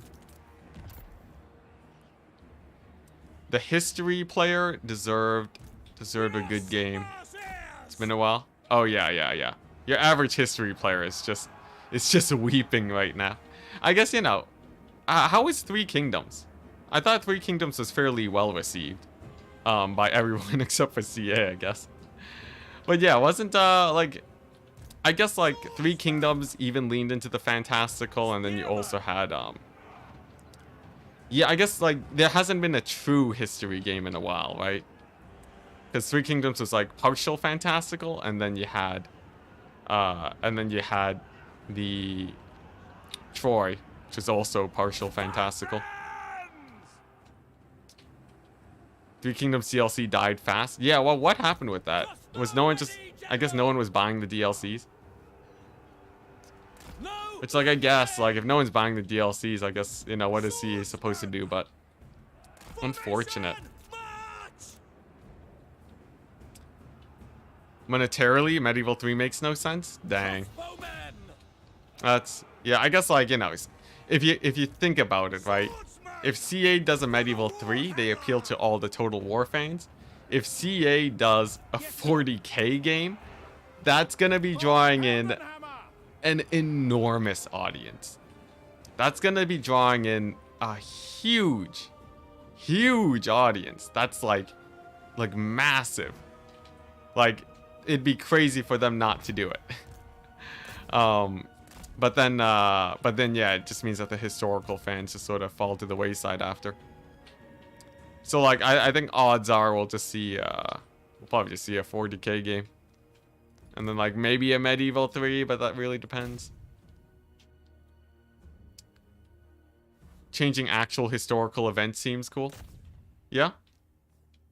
But what about changing fake historical events? Come on, think about that. That's pretty hype, right? I think we win off towers, by the way, but I have to be a bit careful that I don't get army lost now. The odds of just getting army lost is a little bit high, so we gotta just slow down the trading a bit. It's close to Rome history. Oh yeah, Rome was pretty well received too, right? After updates. Like, from what I heard, Rome had launch issues. Is that putting it too lightly? Oh, come on, no army losses now. Not now, not when we're about to win it. I think we're fine. I think we're fine as soon as these guys rally. Let's see here. Let's slow it down a little bit. Let's slow it down a little bit. Pull these guys back. Get them to safety. I think my tower should be fine. They should clear things out. There we go. Yeah, okay. Got some guys rallying. We're good. We're good. It's just a random lord and one unit of spearmen left. I think my towers can just poke them to death.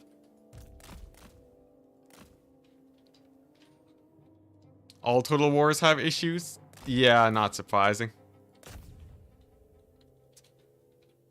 They do not have issues. They have a whole series. Ah. Oh boy. Rome 2 is a disaster on launch, and even after all, not interesting as Rome 1. Dang, that's unfortunate. I'm happy that didn't happen with Warhammer. Even though the Warhammer 3 launch was pretty bad. Warhammer 3 launch was pretty brutal on a few accounts, but how would you rate it, honestly? Do you guys think the Warhammer 3 launch was worse or better than Rome? Because I know people really did not like the Rome release. People were not fans about that. But I also know people weren't really big fans about the Warhammer release, so.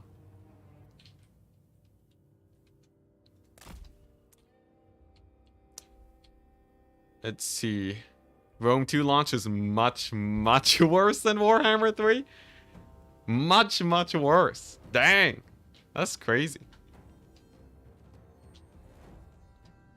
I can't, man. It must have been pretty bad. Not even comparable? Jeez. Alright. I see. Well, I'm happy that didn't happen then. So, like, what? The game, like, wasn't even running? Was it just bugs for days? This is like Total War history that I never got to experience. Rome 2 is Total War's worst launch. Wow. Wow. Oh yeah, the naval combat? Yo, naval combat? I feel like CA should release a separate game that is literally just naval combat for Warhammer. I feel like that'd be sick. So, this is a bit of an awkward situation. This guy over here is, he's not gonna die. How do I kill this man? Do I need like, we're gonna have some towers poking away at him. He's gonna steal the point. I think while he's on the point, he's not moving, so my towers can poke him down. It was all a council of players at the time that were like, what, that were making decisions or something? Oh, nice. I get to keep these towers. That's very good. Let's see. I think if I can have like one unit shadowing this guy to slow down his captures, then we can kill him. What happened to that Total War game that was just PvP? What, the mobile game? Is his health actually going down? He's at 3,000. He's at 3,000. It is technically going down. Oh yeah, here we go. We got him distracted. Look at that. 3,021. Here we go. Here we go. It's happening. Look at that. He's losing HP. We'll get him sooner or later. This will take a hot second, but trust me, guys. Trust me, it's totally worth it. I'll be able to build better towers in the second year. Let's see, more homing towers, perhaps. Can I stall him? Or will he attack me? I feel like he might attack me here. Oh, yes, he's attacking me. Oh, come on, don't army loss now. Not after everything we've been through. Alright, there we go. Oh, he's dancing. This'll be a hot second. At least I get to chill with chat. Yes, good old Xbox. I never had an Xbox. I was a PlayStation guy. How is the split on Xbox or PlayStation? Let's see. What did you have going up? Xbox? PlayStation? I want to know. I want to know my chat. Both? None. There we go. Yeah, PlayStation 2 for the win. Yeah. There we go. Let's get these towers going. Are there better tower locations I can set up here? See, he's at 2,000 now. We've gone 1/3 of the way through. Dang, a lot of PlayStation guys. Interesting. I wonder what causes that. Because I feel like you see a lot of both. 42% PlayStation. Is that like is there an age thing? Because it was my older sister that ended up getting the PlayStation. It wasn't my choice.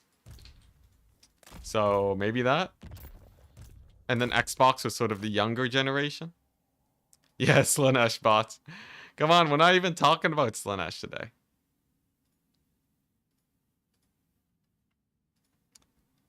Commercialization. Maybe PlayStation was just more popular. I'd be willing to accept that. Xbox is very US centric. Ah, there we go. I think that might be it. That seems like it'd be it. All right, he's at 1,000 almost. There we go. 1,000. He'll be down in a second. Oh, yeah, there we go. Best settlement defense you've ever seen, people. Okay, only 38% PlayStation. 30% none, dang. I guess the US centricness does affect things. PC gang? Yeah, PC gang is hype. Yo, PC games. After I started getting into PC games, I just couldn't go back. PC games are just too hype, man. I want to kill this guy, by the way. Just so that they don't get the Lord back later. Yeah, PC games. Sick. Love PC games. Yeah, those towers. They're both getting work done and also not really getting work done at the same time. Come on. Oh, the whiffs. The whiffs. Oh my gosh. If he was like a larger target, he'd totally go down way faster. Wow, he lived. What a mad lad. Ooh, an Atari? Oh man, Atari. Jeez. Man, yeah, the game systems go way back. Any Pong enjoyers out there? Being a PC gamer used to be so lonely. Oh, that's true, yeah. Yeah, internet connection. Get off the phone, Mom. Get off the phone. I don't even know how we got that to work. How did we get modems to work at all? I feel like the amount of jank involved is just crazy. Oh, yo, any MoFun Zone games enjoyers out there? This is how I can determine age. If you guys played MoFun Zone, you have to be around my age. Maybe like my age or slightly older, I think. If you guys ever played on MoFun Zone. I don't know if it's very American centric though. So I might be missing out on a lot of you guys, but like, you know, old Flash games. You know the deal. You guys know the deal. Following Sigmar's path. What is my age? I'm not gonna give a specific age, but I'm mid-20s. Dang, nobody. Absolutely nobody. This might have been a very local website then. But, you know, Flash games in general, I'm sure most of you guys can relate to. I'm 83, there you go, yeah. Oh, Valiant Defeat. Interesting, we got 3 armies. Let's see, I'll hold on that for a second. Ooh, yeah, Armored Games and Newgrounds. Yeah, that's probably a lot more popular. Yeah, Yeah, no, those were the big ones. Those were big ones. Though I was sort of less of a fan of them. I don't know why.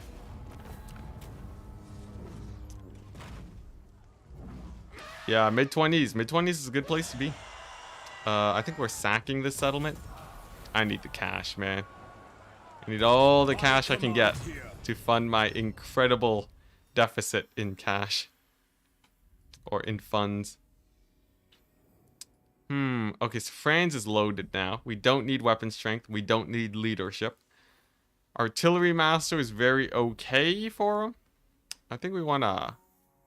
We max out the Empire's Finest just to round him out. France doesn't need to be an artillery boy. Fight for our nation. Yes. Learn to fly. Oh my gosh. Learn to fly? Jeez, that's a throwback. Holy crap. Learn to fly. Miniclip? I've never heard of Miniclip. This seems like a newer site to me. Jeez, learn to fly? Oh my gosh. Oh my gosh. Jeez. Oh my gosh. Yo, anyone play Creeper World?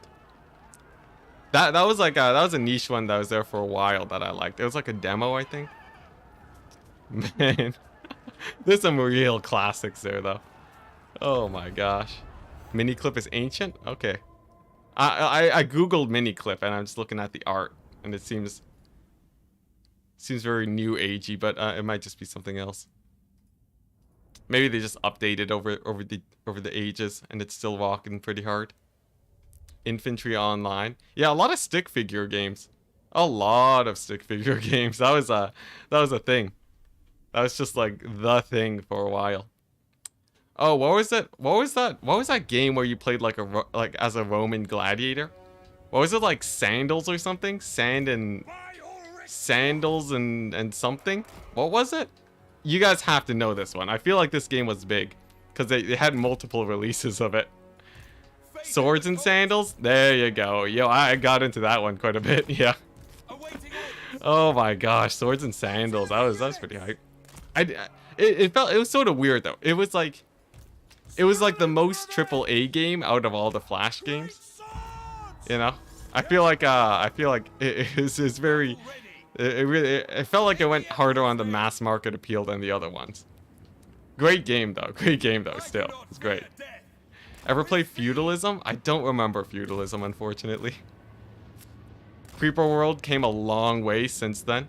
Oh yeah. Creeper World has like, it's like a thing now. It's like it's an actual game. I can't believe that they went ahead and did it. The Madmen. Oh man. Yeah, and then there's like the cool animations. Everyone here watched stick figure fights. You can't tell me you didn't watch stick figure fights. That's just a given. Age of War fans? Age of War, is that the one where it's like just the one lane? Age of War. That's the one lane game. Oh yeah, no, it's the other one lane game. It's a jankier one, yeah. Because there's Age of War, and then there was another one that was like with stick figures. Which one was that one? Which one was the stick figure one? unless that was a sequel or something. Yeah, and then you had the cool kids playing RuneScape. The ones actually getting into the hardcore drugs. That's where it's at. Man, oh, the memories. The memories are endless here. Jeez. Good times, good times. Age of War 2. Oh my goodness. Let's see here. Age of War 2. Is that the one that was the stick figure one? There was one that was proper stick figures. I forget which one that one was. Yeah, and then like, you know, then internet started becoming like online gaming started to become more of a thing, and then you get, yeah, like the EverQuest and such. I never really got into EverQuest. Like I said, I was busy playing StarCraft 1 back then.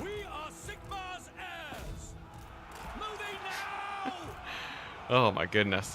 So many memories, man. It's crazy. It's crazy, man. And then kids these days, what are they doing now? It's just like, what, they're gonna be talking about only Roblox and Minecraft? Do kids nowadays still go to these game sites to play games? I have no idea. I feel like the odds are less likely now that, like, maybe if they're in school and they're desperate, right? But then the teachers are getting more tech savvy, so they can probably shut that down a bit better. I'm sure that there's still a niche for it, but I have no idea. They phone games? Oh yeah, I can't. Obviously they're playing phone games. I should have known. Yeah, teachers can't do anything about that. That's for sure. 100%. So maybe there's some weird like free phone games that they're enjoying. There's been a lot, right? Like Clash of Clans, you know, that type of stuff. Clash in general, right? Like, because there's Clash Royale and then there's Clash of Clans. I don't know. Like, I'm on my way. I'm like half boomer. Anyways, I'm not old enough to say that, but yeah, they'll be looking at Clash of Clans like we look at Age of War. Feels like a shame, but I don't know. We gotta reintroduce these old games back to the younger generation. I feel like that'd be a pretty fun. I feel like there's a lot of joy there. It's like untapped potential for them.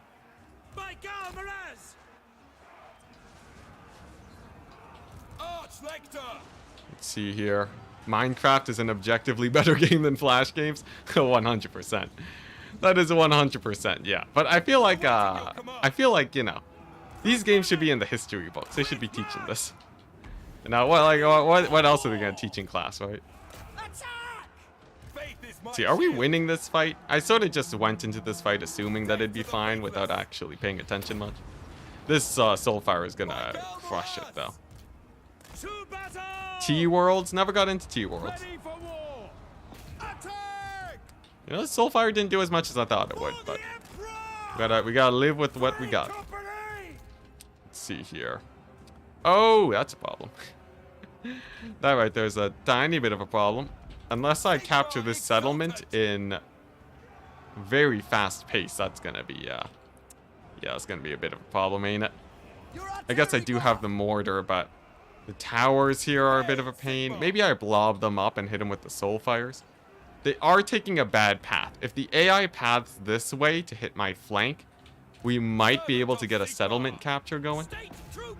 I'm gonna aim for that. I think this is a winnable. It's a winnable one. Line Rider? Okay, Line Rider.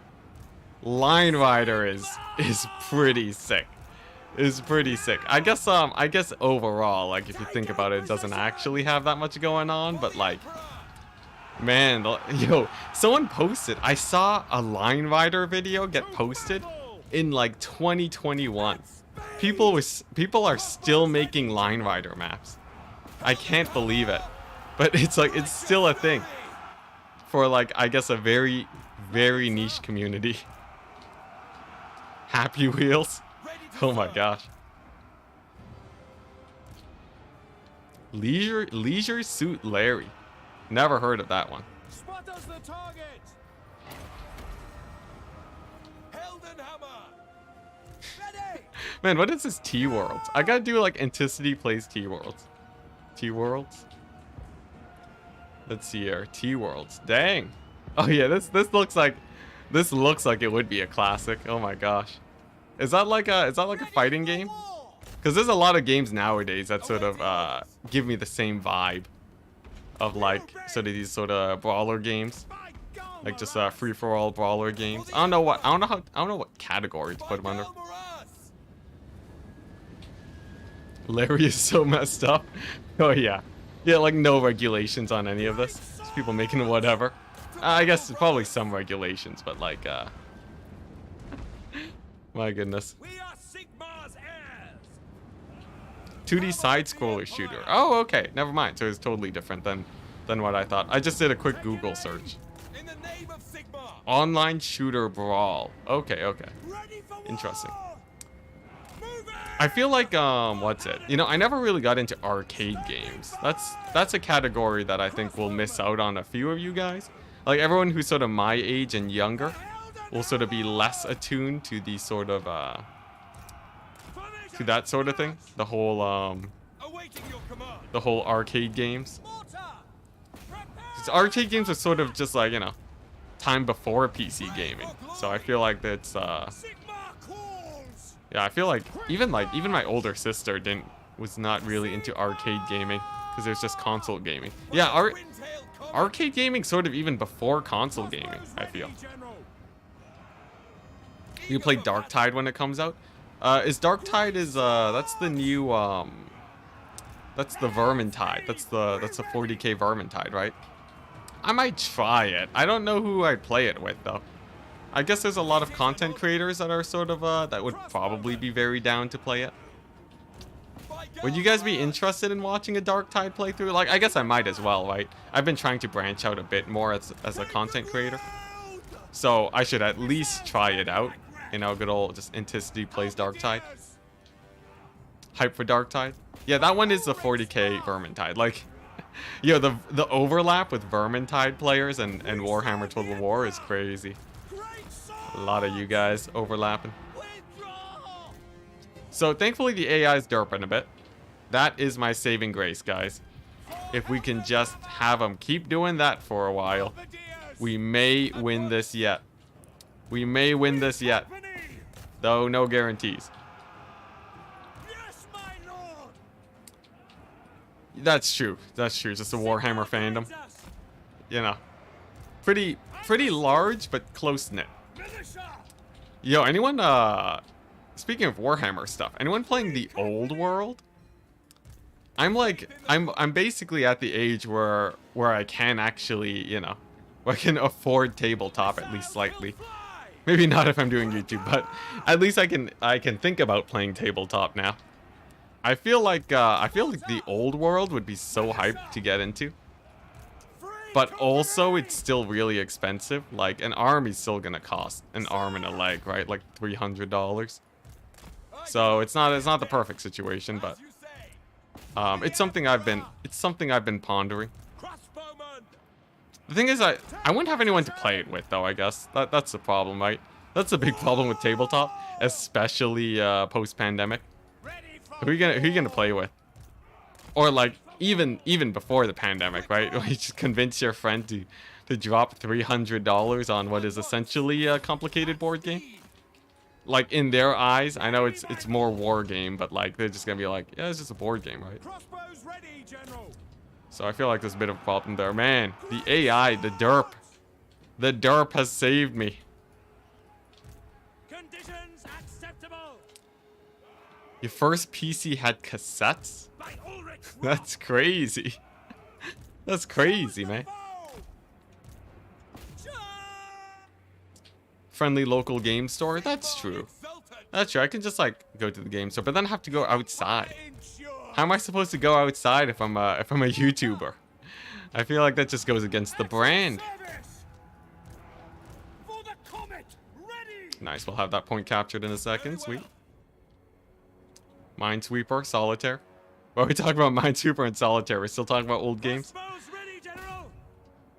Vermintide 2 was a mess at release. Took over a year. Wow, a year to get fixed.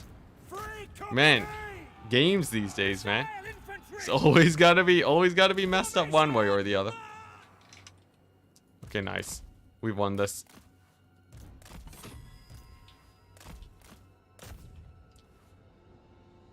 I disagree on what, the Vermintide being bad. Hey, if it's good, then that's a good sign for Darktide. You still play Solitaire? Yeah, honestly, it's solid.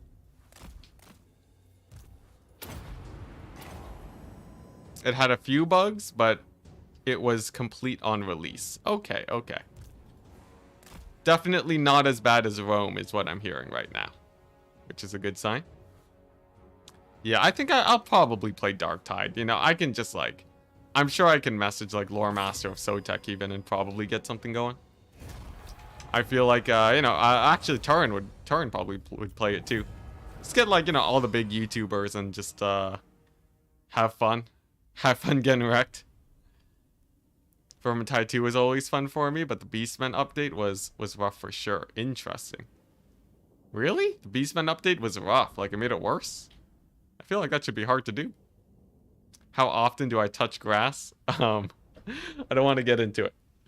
Let's not get into it. Let's just say I'm wearing my PJs a lot. Are we stable? We're pretty stable right now. Vermintide is wicked good. From what I've heard, I played a little bit, and I quite enjoyed it, but all my friends too busy to play it right now. Indie Pride plays Vermintide. That's nice. I don't really know Indie Pride very well, though, so I don't know how much I want to just bug them for that. I feel like if you're doing a Vermintide stream, you need to have like some sort of camaraderie with whoever you're playing with, right? Otherwise, it's just sort of awkward. I feel like, yeah, doing co-op streams and stuff like that, I feel like you do need a good amount of knowing whoever you're playing with. Man, we got a lot of money. We got a lot of money. Maybe I can recruit more units. Is that risk? Is that risk? 2 spears can't hurt, right? Yeah, it's just spears. It's just spears. There's nothing wrong with a little bit of recruiting. It's fine. It's fine. But yeah, we're pretty stable right now. By the looks of it, we've taken over all of Geltland. He has a pretty weak army. We're not even turned 50 yet, so the stacks aren't that scary now that we've cleared out the scarier ones. We can push into the Vampire Count's territory. And then it's just moving northwards into the Dreicha lands. We didn't even lose Altdorf this campaign. That's how well we're doing. And I always lose Altdorf. It's crazy. Now, how am I going to deal with Festus? I guess that's a big question. Maybe Grunberg is just going to die. Because he's going to take Kemperbad. And I don't know if Grunberg has what it takes here to hold. Might as well get this, though. It pays for itself in like 2 turns. Steam Tank? Steam Tank? I don't have money for a Steam Tank right now. I feel like of all things I should be wary of getting, a Steam Tank is among the highest. Among the highest on the thing I should hold off on. I don't need this building. You know, I don't even need the tap room. Screw that. Give me money. Not in that way. I need funds. I need funds to get my army going. That would be such an incredible stream. Turin, Indie Pride, me and Sotek playing Darktide together. That'd be hype. Best way to deal with Festus is dumping a truckload of soap on him. Yo, I don't want to make no great clean ones, okay? It's terrifying. Alright, got the Slanesh bots. There we go. Be gone! Be gone, demon. It's weird that it gives you the heroic victory. Heroic victory implies that it shouldn't be auto-resolvable. Like, why? Why is that even a thing in the game?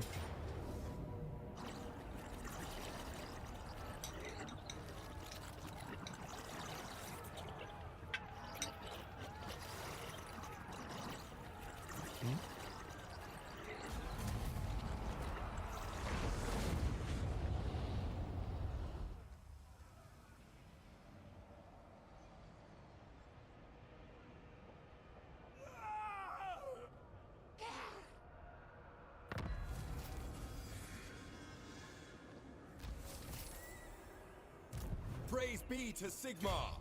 To battle.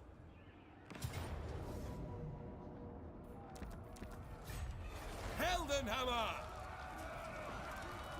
Have I ever considered inviting Indie Pride for like a 2v2 King of the Hill? Honestly, I haven't. I've never really talked with the guy before. So I don't really know, I don't really know if it'd be fun playing with him. Bring me to my men. Maybe like that's a good way of networking though, but yeah, I just haven't really seen him much. Wow, Festus leaves. That's nice. We got a dwarf stack, thankfully not an endgame doom stack. So how does one confederate the Gelt? Like, he's not even offering confederation because you need don't you need authority to confederate? I don't think we can confederate Gelt because you need because then you need this, right? Is that how that works? It's impossible? Someone tell me that it's impossible. Is it time? See, I would like to take Fort Soul. In the name of Magnus. You need fealty? Yeah, we just gotta kill him then. Well, see you later, Gelt. I will do anything for You did well. Your word is my command. Yeah, there's no way we get fealty high enough. It would have been hilarious because Gelt would have been my first caster. It would have been my first caster otherwise. Yeah, rip Gelt, rip Gelt. Not much to be done. You know, I could use a second army or a fourth army. The supply lines are pretty heavily nerfed. It's only an extra few hundred. Am I mad? Am I mad to want another army? Like, what is an army but an investment? I feel like we could do it. And Emperor. Everyone except for Wolfheart needs fealty. Dang it. Holmes, are you part of I feel like I don't recognize your name. I feel like you're not in yeah, you know what? Holmes. We might have two Holmes running around, but I'll just slam you in there, why not? Tier 4 Altdorf. Oh my gosh! Oh my gosh! Well, I don't have the money for it, though. I don't have the money for it. Is there a way I can get, like, a fight going? Yeah, everyone's just talking about Altdorf. I'm, like, chilling. Just being distracted. Alright. I can get rid of this building. Maybe I can bait him in. Do some of this action, right? Have him attack me, and then that should be enough of a payday. Do we sack Corone? I think we 100% sack Corone. It's only tier 3. So we'll be fine next turn. Yo, this is sick. This campaign's starting to... We're starting to roll, man. We're starting to really roll. Are you at war with everyone? Of course. This is total war. Endgame crisis set to maximum. I don't call this the hardest Franz campaign for nothing. Enticity, I'd bet Okai would play Dark Tide. That'd be fun. Man, they just keep feeding me the heroic victories. Now the thing is, they will eventually wear down this garrison. I actually think I should play this because I don't want the garrison to actually. I don't want the garrison to die. So by playing this, we actually we should get a free auto resolve later, is my theory. Plus, it's money, as long as we don't lose. Well, I guess we get money even if we auto resolve, but the longer this garrison holds, the better. Imagine a campaign where you can't be at war with anyone. That's been proposed. I've thought about it quite a bit actually, and my idea on that is that I think it would be sort of boring and too much of a cheese fest. Either that, or I'm playing as a faction that has really good allying mechanics, and then I take control of other armies to do stuff, and maybe that'd be cool. But yeah, I don't really know how to make that campaign super exciting just yet. All right, nice. This should be pretty easy. We have 1 million ranged. He just has a simple Vargeist. There we go. Shoot her down! Shoot her down! All right, it's not dead yet. Let's get our guns on her. I guess I should block up this choke point with a couple halberds. Watch me just like lose all my guys. Let's see. I think if I park these guys on the low ground, it'll be okay. It's gonna get a lot of damage on my range, but I think most everyone else should be fine here. Have you ever played with an overhaul mod like SFO? Not really. Not really. I'm not the biggest fan of overhaul mods. I feel like there's just so much to... There's so much to do in terms of... like what's already in the game. I feel like I just have more fun with the base game. Alright, so... the invisible ladders. Okay, now it's the zombies. I thought it was like crypt ghouls that I couldn't see or something. Alright, let's get the handguns to the low ground. Vargulf shouldn't be too scary versus halberds. Then we should be fine with most of the big guys killed off. Watch we just lose this fight. There's like no way we actually lose this though, right? There's no way. No way. Someone please confirm. Like, they basically got nothing. They basically got nothing. I got so much range. Hey, look at my crossbows. They're going ham. Alright, alright. This Terrorgeist is being a bigger pain than I thought it would be. Let's see. How about over here? Most skeleton warriors. I think my halberds there will hold fine. And then we just gotta get these Karen raids off my butt. Yeah, right? Right? We're totally fine. We're totally fine. Not a problem. Oh my gosh, the line of sight issues. What is this? What is this action? Poor handgunners, man. I feel like handgunners just have such a hard time getting line of sight where they really should have line of sight. Is that just me? Is that just me, or are handgunners sort of screwed? Kind of botched. Alright, there we go. Most of the big monsters are going down. We've definitely won this. It's all about how many losses I take now from these Karen raids. This won't be a heroic victory. Oh, that would be true. If we take more losses in the auto-resolve, I think the auto-resolve would have been pretty vicious, though. Like, even if we lose, like, a swordsman here, I think the auto-resolve would have been worse. There we go. Dragon's dead. Is that a wind of death? This guy's wind of deathing me? Oh my gosh. Oh my gosh. Ah, so that's why it was a heroic victory. Who would have guessed? Who would have guessed? I think I think the Lord level was something that was taken into account. That was not taken into account by myself. Nevertheless, we get a partial dodge. I'll live. Let's see, we just gotta kill off these current Karen rates after the Vargulfs go down. They're not the biggest guys. They're not the scariest guys ever. Should be fine. Yeah, level 32 Lord. A little bit terrifying. It's mostly just crypt ghouls here from here on out though, so I think once the monsters are dead, you get the crossbows, have them fire into the Karen wraiths, and then the Lord should go down to these guys. And as long as another Wind of Death doesn't land, we're fine. Show us the foe. No! I don't remember if the sacking was bugged, but I remember that I was swimming in money as Karth. Really? It might just be, there's some battles that can just give you insane amounts of money.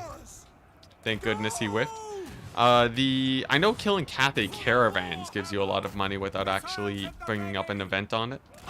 It just jumps you like a couple thousand, like 20,000. Okay, so it looks like the Karen wraiths are down. We're gonna get a few losses, but nothing too crazy. There we go, over here on the flanks, it looks like we're doing fine. And he's moved on in. A little bit of focus fire on him, and he should be down. Let's see here. We're losing our mortars. Well, that's unfortunate.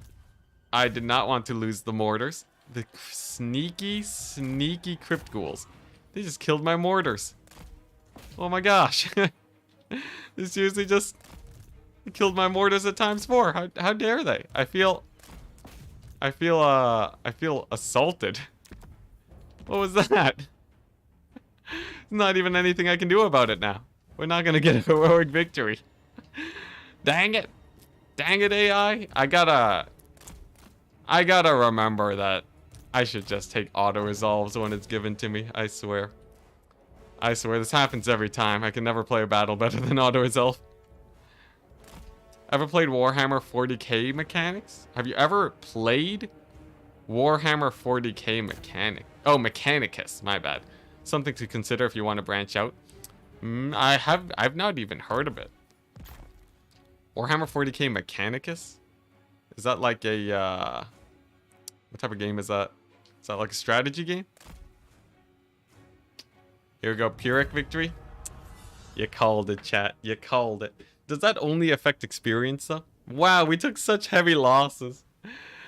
I should have auto-resolved. No! It's XCOM, but in 40k. Oh, that's hype. I will look into that. Warhammer 40k Mechanicus. Ah, yeah, I should look into that if I haven't even seen it before. That's pretty hype. Turn-based strategy. Yeah, that's on my hit list. All right, well, you know, we'll take the Pyrrhic victory, and we'll learn to auto-resolve. You know, I kept the great swords alive. Isn't that ain't that? It's pretty hype, right? Great. Grom's gonna. Oh, we passed Grom. Grom happens before the vampire counts. That's good. No units wiped out, so you get full replenish. I don't know if I get full replenish. There we go. We've learned our lesson, people. I'm gonna loot and occupy. I know sacking gets me more money, but it loses me a turn on my lord. So I think looting and occupy is actually slightly better here. What's the coolest faction to you? Vampire Coast. Vampire Coast and Chaos Dwarves. They're my favorite, followed by Dwarves. I love gunpowder. I love gunpowder so much. I command here. All right, Franz. I think we take out... Oh, dang. Festus is surprisingly close to Altdorf. That's sketchy. Let's just beeline it back to Altdorf. We have a tier 4 Altdorf coming up. I don't want to lose it. I really don't want to lose Altdorf. Is this... Are they seriously gonna... Do I gotta... Okay, you know what? Emergency measures. Activate.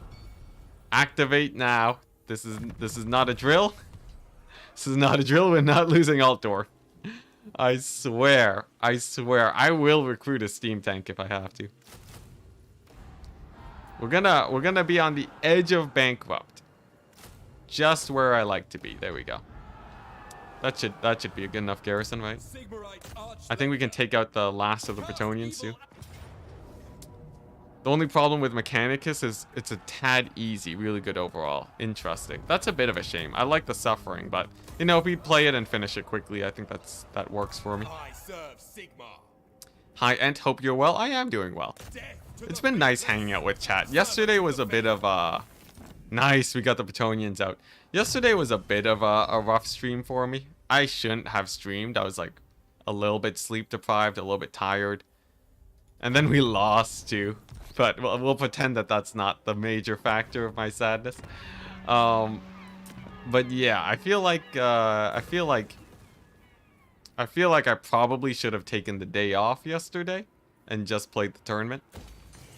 But today has been feeling really nice. Just chilling with chat, having fun. Okay, Franz, it's time. I refuse. You're gonna get Gelt's defeat trait, get the extra armor going. We're gonna be sick.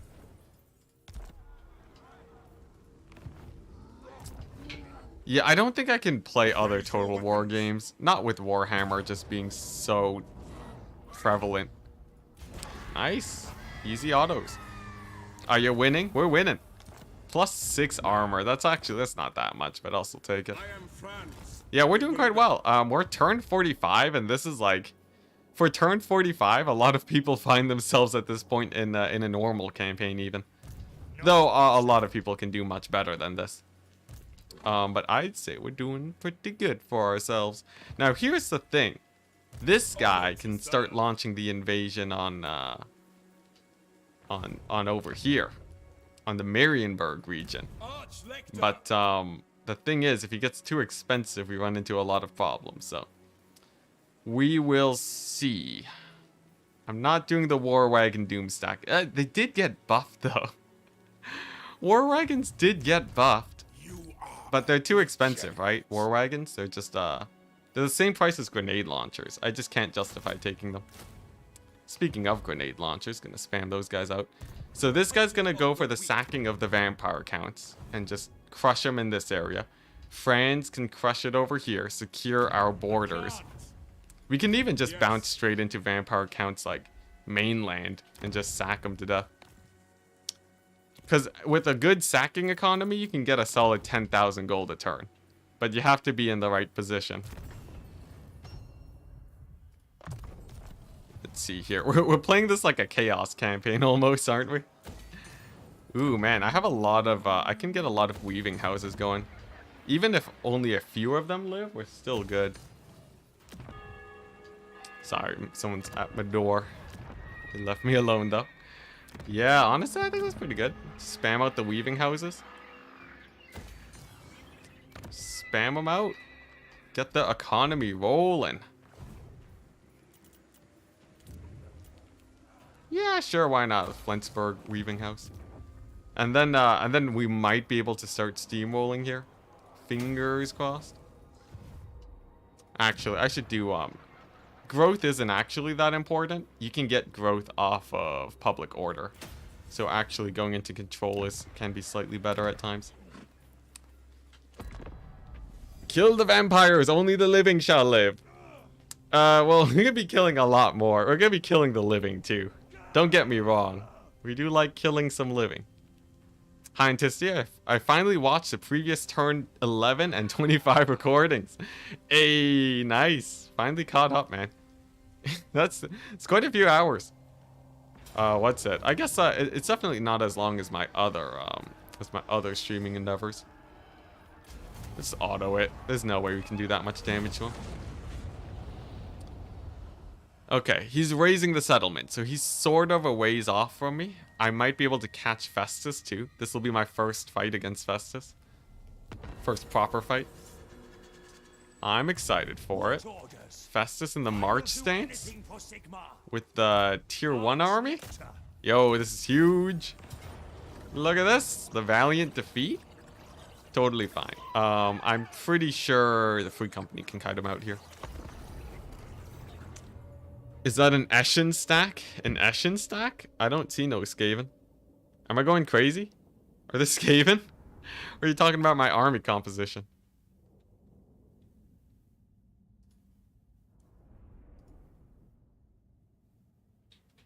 Let's see here. Sorry, just gotta manage some messages real quick.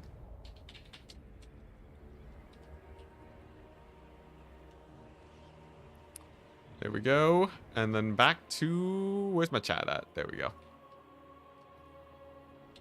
I'm glad they nerfed Festus. Yeah, they nerfed Festus real hard. I think Festus got nerfed pretty hard.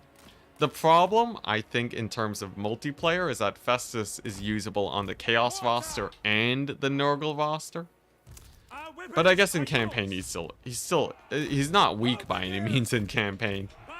But yeah, I know people hate it when there's nerfs based off of multiplayer that also affect campaign. CA is really bad. I gotta say, CA is incredibly bad at having at making changes that only affect one game mode. They're really bad at that.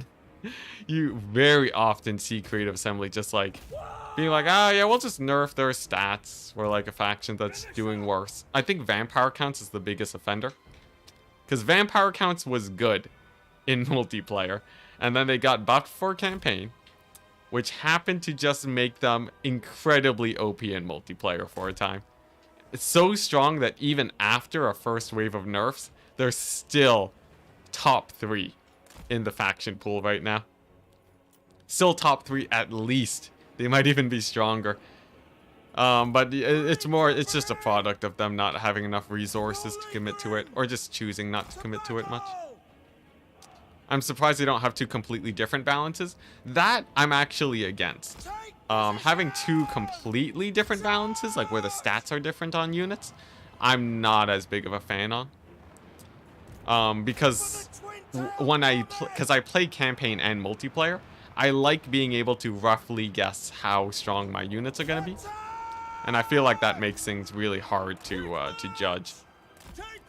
Obviously, there's the campaign buffs too, right? But like, you can take that into account.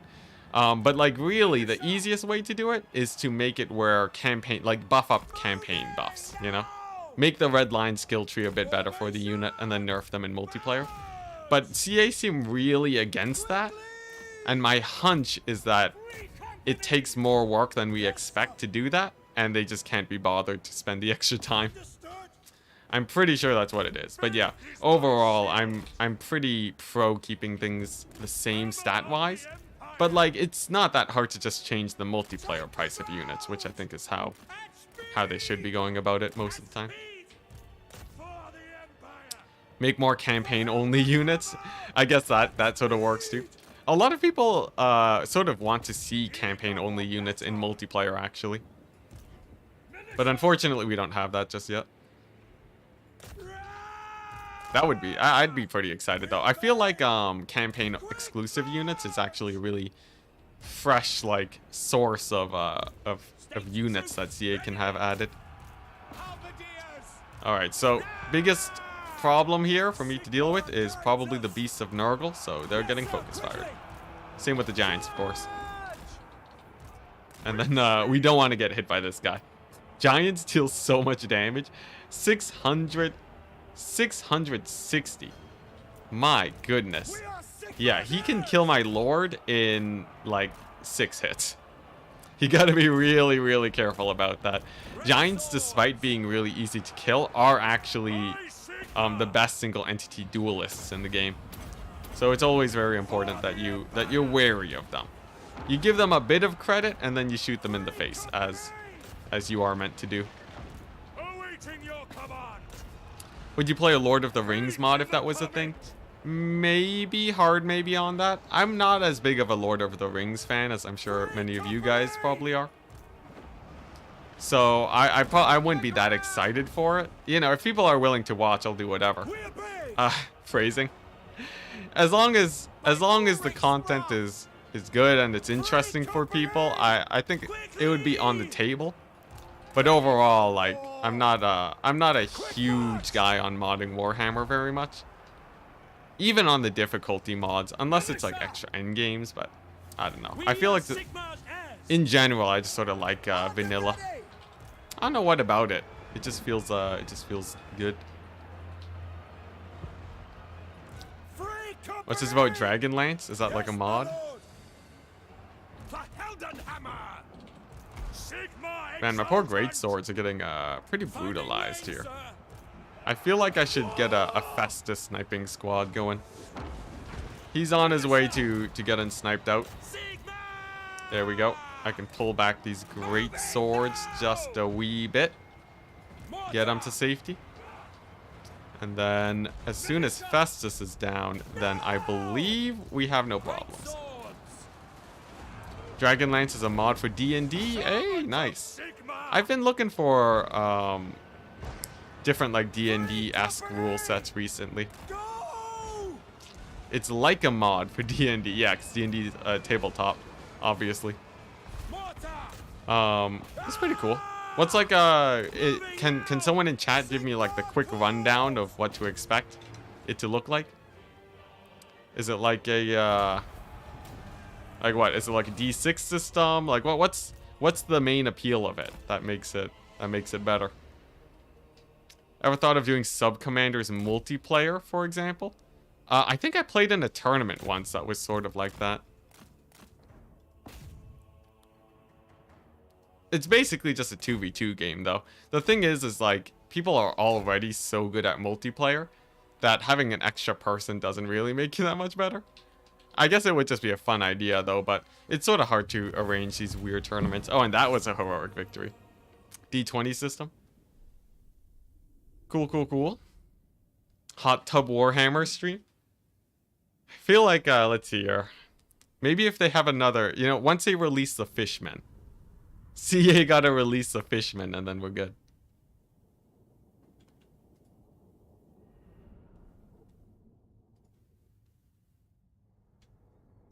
It's like Greyhawk. I don't know what Greyhawk is though. Just a different world within the D&D universe. I see. Fantasy world? Aren't they releasing a new world that's like space? There's like a new D&D book or something that's just like space stuff. It's pretty cool. There's like a lot of gravity stuff in there.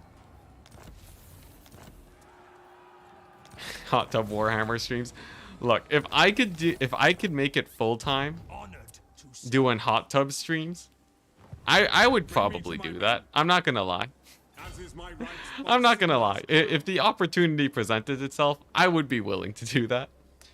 Like, there's definitely a lot of like if this is okay. Full disclosure, this isn't a streamer I watch, but for like Amaranth on Twitch, because I keep up with like all the bigger Twitch streamers just to see what their strategies are. The fact that she makes like millions off of just like the teasing, essentially.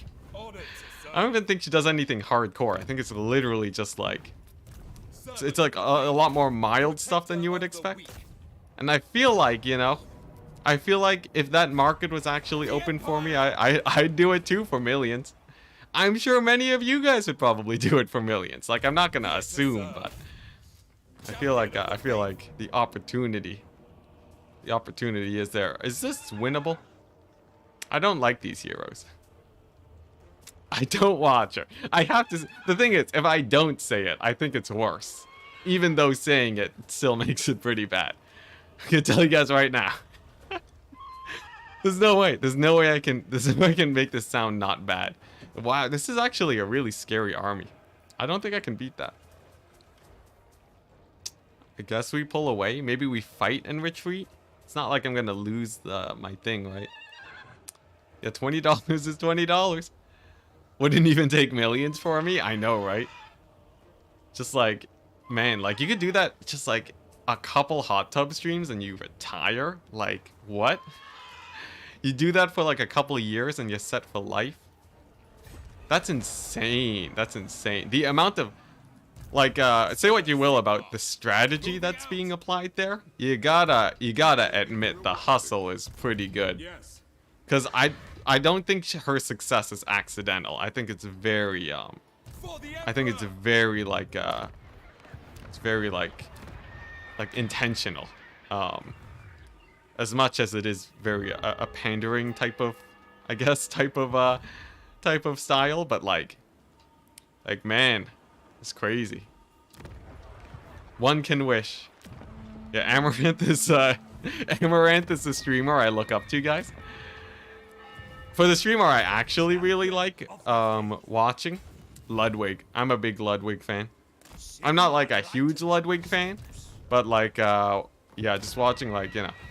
He did like a crazy he did like a marathon stream. I would love to do a marathon stream, but I don't think it would be that successful. Like a subathon. I don't think I'm in a place to be doing subathons right now. Ludwig kind of based.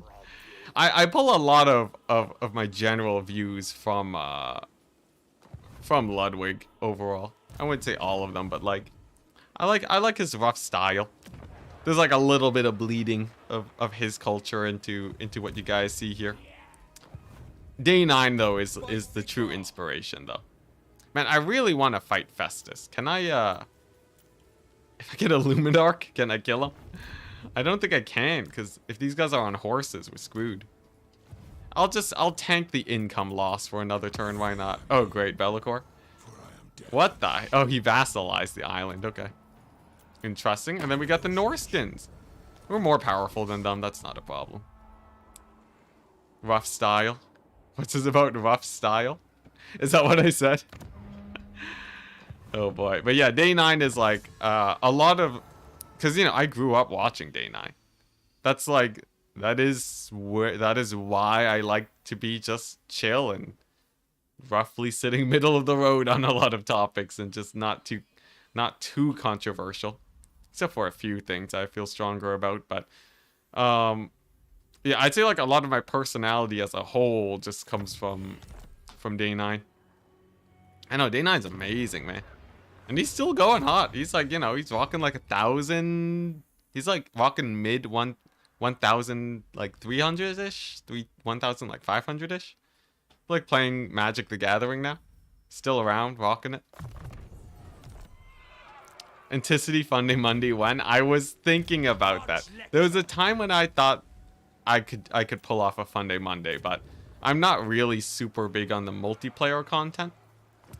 Like, I obviously love playing multiplayer, but I think the viewership isn't there. So, I think even if I did get a Funday Monday rolling, it wouldn't really pay off, sadly. But if my multiplayer took off anymore, I'd probably go for it. Warhammer 3 Funday Monday. Yeah, that'd be sick though, right? Just be like, hey, the challenge of the week is you gotta submit me replays where you win without ranged units. With a typically ranged faction. So like melee dwarves, you know? It's like we'll just be watching them do Slayer rushes and such. I'm taking that heroic victory. That went better than if I had played it. I didn't even look at the enemy army, I just know. But yeah, like stuff like that it'd be fun, but it'd be very niche, unfortunately. Wow, the Tomb Kings finally showed up. Look at them. Potion of Toughness. Yes. Potion of Toughness is huge. That's so huge. Oh my gosh, Franz is indestructible now. There we go. Nice. Potion of Toughness. Okay, we're set. We're set for life, guys. We are set for life. I think it would get a lot of viewership. You'd be surprised what doesn't get a lot of viewership. Unfortunately, as much as I love chat, all right, you guys are great. Unfortunately, chat is not the best place to go to for advice on YouTube topics to post. From what I've found, YouTube has been incredibly just convoluted and unintuitive in how it works. Okay, these obsidian blades are actually just better than most of these weapons. That's pretty huge. Armor piercing on warrior priests is like huge. Are you kidding me? Yes, I would love to equip that. But yeah, you know, YouTube is really, really weird. There's a lot of unintuitive stuff that goes on. That that you just wouldn't really expect. So unfortunately, I'm not the... I can be pretty sure that I don't think it would do very well, sadly. It's something it's something I've experimented with for sure, but yeah. Dogs or cats? Ooh. Honestly, I think I used to be a cat fan, but I'm more on the dog side nowadays. I feel like a dog is... Why is it... What is this? Anyways, I feel like I'm more of a dog fan nowadays, just because they're a bit more, both cogs. Just because they're a bit more friendly, you get more exercise with them. They actually love you. Yeah, I feel like I would like a dog more, but I love both. I think dogs and cats are great.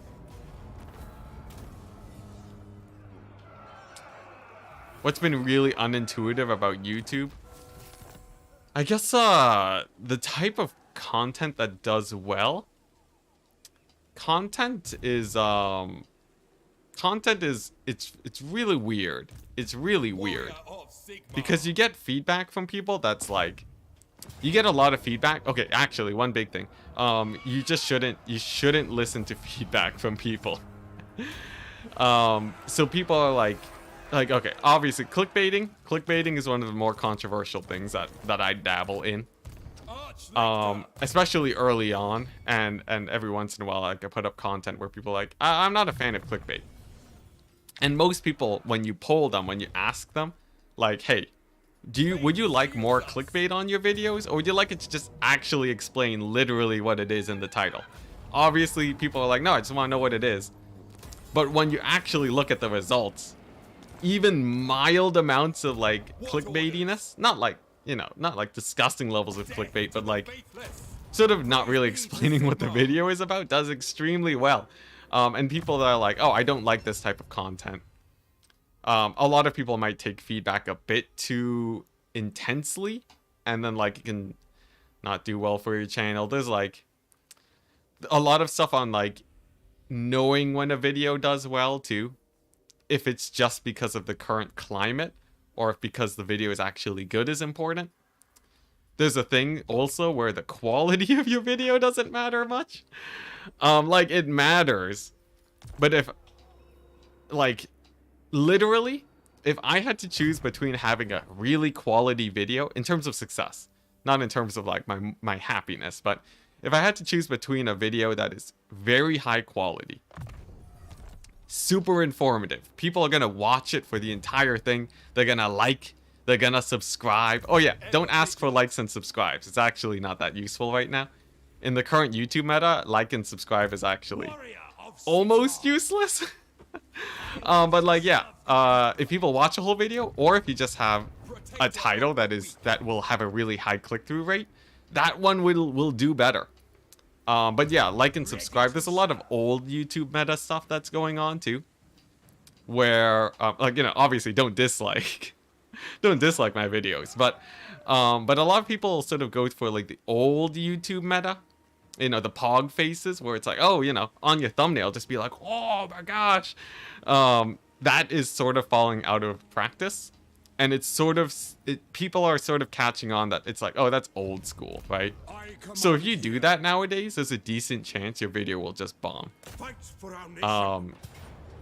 So that, like, that's another thing that I don't really... Yes, Go Trek, you've betrayed me. That's another thing that I don't really dig into very much. Or like, that I don't do often because it's actually not very useful.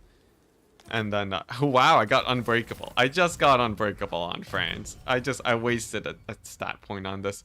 But yeah, there's like that stuff. And like, the most important thing too is literally just thumbnails and titles, which some of you might already know about, but it's not what people focus on. A lot of people are like, I want to make like the best content. And I'm like, anytime they ask me for help, I'm just like, no, the first thing you gotta do is grind out learning how to do titles and thumbnails. You will not be successful on YouTube until you get that done. And then, yeah, many, many times too, I've been like, this idea is so good. The thing about ideas on YouTube, most of them won't even work. Most of the time, you're just experimenting. Shorts are monetized now? Yeah, there's that too. Yeah, shorts. The YouTube meta sort of evolves a lot too. It evolves quite a bit. But yeah, a lot of people have the idea too that like if you just put in the work and hard effort, your channel will grow. And I think that's just the worst way you can grow your channel. If you think you can just like set up a stream and just if you clock in 8 hours a day streaming every day at the same time, your channel's not going to grow. That is unfortunately not what will give you the most success. As much as I wish it was, you know, just like the hard work mentality that would be great. But yeah, what you need to do is you need to find your niche. We got the Slanesh bots. There we go. But yeah, it's more about like finding your niche instead of doing your passion stuff, and then there's the crazy stuff where it's like the crazy stuff of man, I really don't want to lose Altdorf. I guess I can move these guys forwards and scout out of it. Maybe just do a little bit of scouting, make sure that we don't get Altdorf attacked, but also be aggressive with them at the same time. But yeah, then there's also like general misconceptions about YouTube where people can feel like, oh, like my 1-minute videos. Most people probably dramatically underestimate how long it takes me to throw together a 1-minute video. A 1-minute video can take up to 8 hours of work. Sometimes it doesn't. Sometimes it only takes like 3 hours from start to finish. I don't know where I want to put this guy. I guess attacking the vampire counts is a fun way to go. But yeah, it's like it takes a lot more time than you would think. Getting an idea together, editing, thumbnails, titles. It's crazy, man. Anyways, rant over. How's chat doing? Shorts are popping off. Yeah, shorts generally can do really well, but it sort of depends on how you do it. Some people do exclusively shorts. For me, right now I don't even do shorts because it's sort of weird. If I just make short videos, they'll make more. So like, they'll make more and they get more people watching. Also important to note. So for me right now, my strategy is just like, I mainly err on the side of just short videos. This guy's toasted a great vid on this topic. Yeah, I watch a lot of the. I keep an eye on a lot of the bigger streamers. I should watch more Disguised Toast because Disguised Toast is basically he did what I want to do in the future. He basically grew. Oh wait, that's like nothing. It's just a Felix. He's come to get revenge for Gotrek. I'll play it so I can heal Franz. Yeah, Disguised Toast, he started out as just a basic Hearthstone streamer. And then he ended up becoming just like a big YouTuber and Twitch guy. And like just, it became more about him. That's sort of where I want to go eventually. I want to be the next Disguised Toast guys. You know, where's my bread mask? But yeah. That would be sick. That would be sick. I need to watch him more, honestly. I'm sure he's just like a wealth of knowledge to dig into. It's how do I want to do this? I could go heavier on the range here and just shoot him down. I could go heavier on the range here and shoot him down. Maybe I poke him down with these guys. So few crossbowmen. Let's see here. Maybe like, I don't know, one swordsman. We'll just kill him with the range, I guess. Excuse me. Why are you killing Felix? Cause I killed Gotrek and now he's trying to end me. I thought I was just freeing him of his curse forever to be writing Gotrek's chronicles. I should be undisguised Toast. Perfect. Wow, Franz is a beast. Franz is a beast when you give him 92 melee attack and magic damage. Yo, the Galmaraz? Wait, no, that only gives bonus versus large. Gives the damage though, which is pretty hype. how does a dislike affect a creator? You would be surprised. Dislikes and likes don't actually affect creators that much. I'm sure it does to an extent, but literally the click-through rate, which is the percent chance someone clicks your video at all, is the main determining factor of success. By a long shot. Like, by a long shot, when I say by a long shot, I mean like by a long shot. Like, I could have a video that's like 25% dislikes, and if the CTR is good, it don't matter. It don't matter. It's just still good.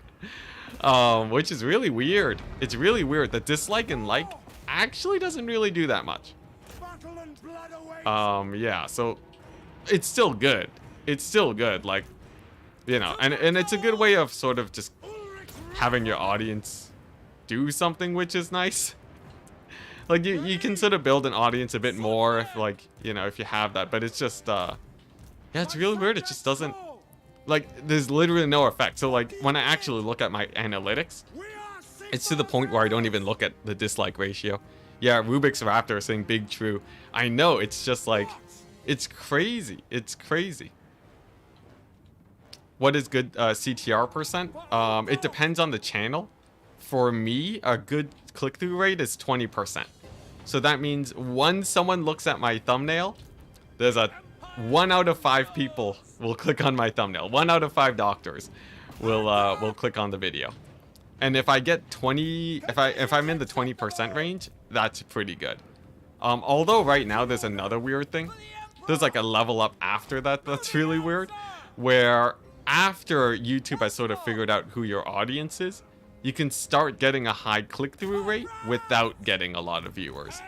And that can really destroy people too, where they're like, what's going on? I have a high click-through rate, but like, no one's watching, or like viewership is dropping and stuff. But generally, like, for a new content creator, if you get 20%, that's like, wow, that's amazing. And for the record, a bad thumbnail. So like, if for what most people post, generally, where it's just like, you know, Warhammer gameplay, you know, part 5, right? A bad thumbnail would have roughly a 5% click-through rate, which is 1 in 20 people. And then that really explains why it's so impactful for views, right? That's a difference. That's a really big difference in terms of how many people actually watch, because YouTube will also show it to more people as long as the click-through rate is still high. So, man, what's with the line of sight on this map? What's going on? The guys are walking into melee. I think the tents are like giving line of sight issues or something. Whatever. Let's start activating some of my cavalry. There we go. Tails did nothing wrong. What's this about Tails? What's this about Tails? This is like the ultimate derail. This is like, are you guys talking about something else? What's happening? Talking about storylines? Did the discussion in chat move on since I started my rant? Or I guess my solo, my lecture?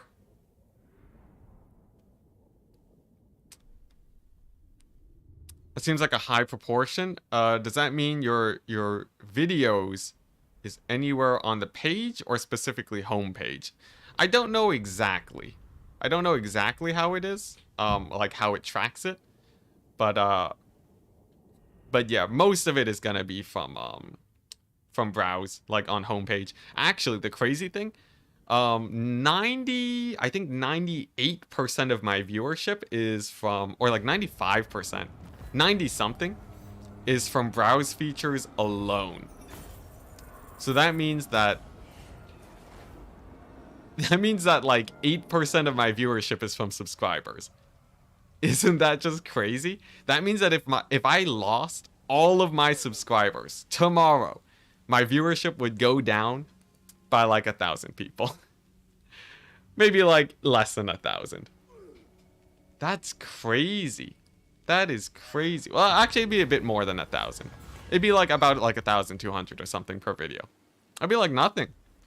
like, obviously, I like having my subscribers. It's also very important for sponsorship deals. But yeah, it's like, wow. Subscribers just don't matter, I guess. It's crazy. It's crazy. Like, how many of you guys came here from the subscription tab over the, over browse, right? I'm sure a lot of you guys are just homepage people. I refuse. Bring me to my men. Although for streaming, it's got to be a little bit different. I'm sure for streamers, more people are from subscribers. Unsubscribes. That's the thing. If you unsubscribe, YouTube will probably they might just keep showing my videos anyways, as long as you watch. Yeah, subs are sort of an ego number. The crazy thing is that companies haven't really caught up to it. So like if you look at Creative Assembly's partner program, one of the requirements is a subscriber requirement, but it isn't actually it's not actually important. So like I think Creative Assembly, well, subscribers is a good general metric to be like, oh, this guy's been making videos for a while, but it doesn't actually, it's not an indicator for success. So I do find it sort of weird that you need to hit a subscriber mark for Creative Assembly to join their partner program, but yeah, I'm not gonna judge them for it. They can do whatever they want. Franz. They will obey. But yeah, you only use the sub tab. I used it too, but actually I sort of transitioned over. I became a just a generic home feed YouTuber. It's disgusting. I've fallen from grace. But yeah, I used to just always look at the subscribe tab, but I see the appeal now of just being able to just go to your home tab and see whatever YouTube thinks is the most interesting for you. True servant of Sigmar. All right, so it looks like this area is going pretty well. We're honestly banking up a lot of money right now. I think we're doing quite well. Let's see. Burger just saying I did. We don't know what and then we don't know where you came from. All right, so this guy is sort of, I'm feeling the obsolescence on this Archlector. His army's not really that strong, and he's sort of just burning cash right now. I feel like I should find something better for him to do. Oh, dang it, the Grom. The Grom is here. Let's see if we can win this. What is this? Subscribers are maybe more committed on buying products. Yes, there is that. But that doesn't really, like, determine... It's like, it's an indicator. It doesn't actually cause anything. Yeah, indirectly.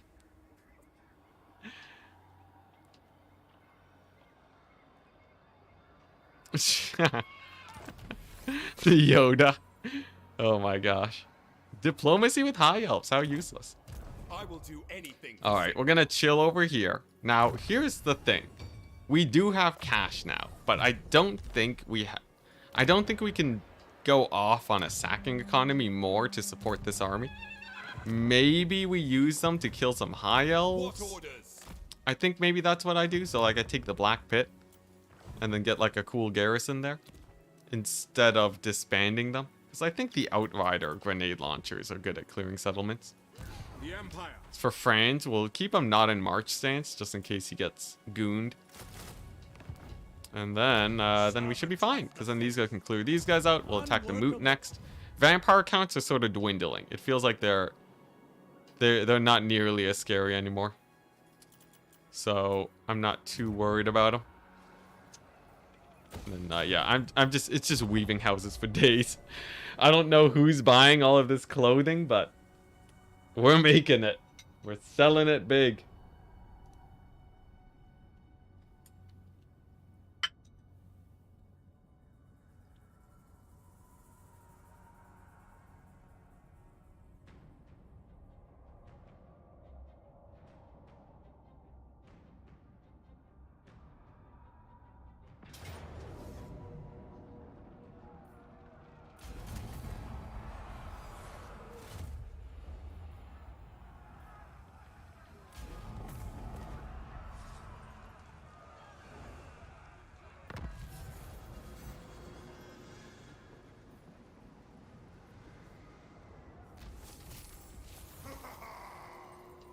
Alright, I'm done chewing.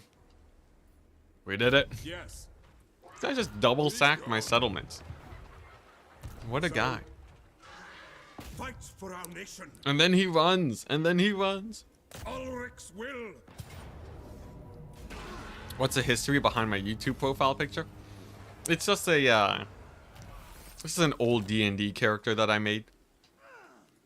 This is an old D&D character that I made. When I was... I don't want to lose those guys. When I was setting up the YouTube channel, I was like, I'm going to have like some sort of face for my picture. I used to always go for black holes when I was younger. Just thought they were cool, but... I just felt like having a face. It's one that I made myself, too. At least the older version of it. So I didn't have to worry about copyright. Because when I was making my YouTube channel, I was watching a Rust streamer who talked to his lawyer that said basically, oh yeah, like, your profile picture might run into some legal issues in the future.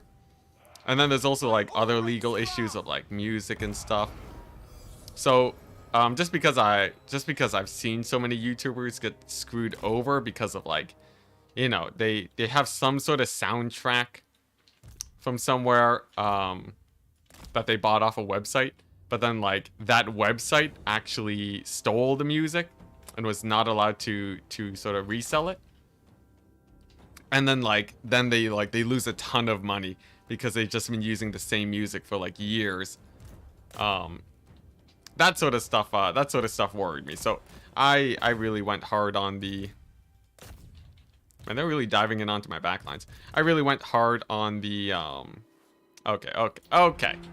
Okay, Tomb Kings. Alright, I have a million range. This should not be so difficult. But yeah, I didn't really want to run into issues when it came to, copyright and stuff. So I just figured like, hey, you know what? Here's a random piece of art that I spent a long time making. I'm no artist, but... it should be serviceable for like just a basic starting YouTube channel. And then at some point it just grew on me because it's fairly brightly colored, which I think is sort of better for oh my gosh, don't kill my lord. There we go. It's pretty brightly colored, which ends up being, oh wow, he's really going for the lord snipe here. It's quite brightly colored. That battle went so much worse than I thought it would. Anyways, whoa, we lost a halberdier? Oh my gosh. Anyways, it's quite brightly colored, so I feel like it's a bit more eye-catching and helps with, my bad, discoverability. Discoverability and recognizability. I think that's fairly important more than the actual quality of the art.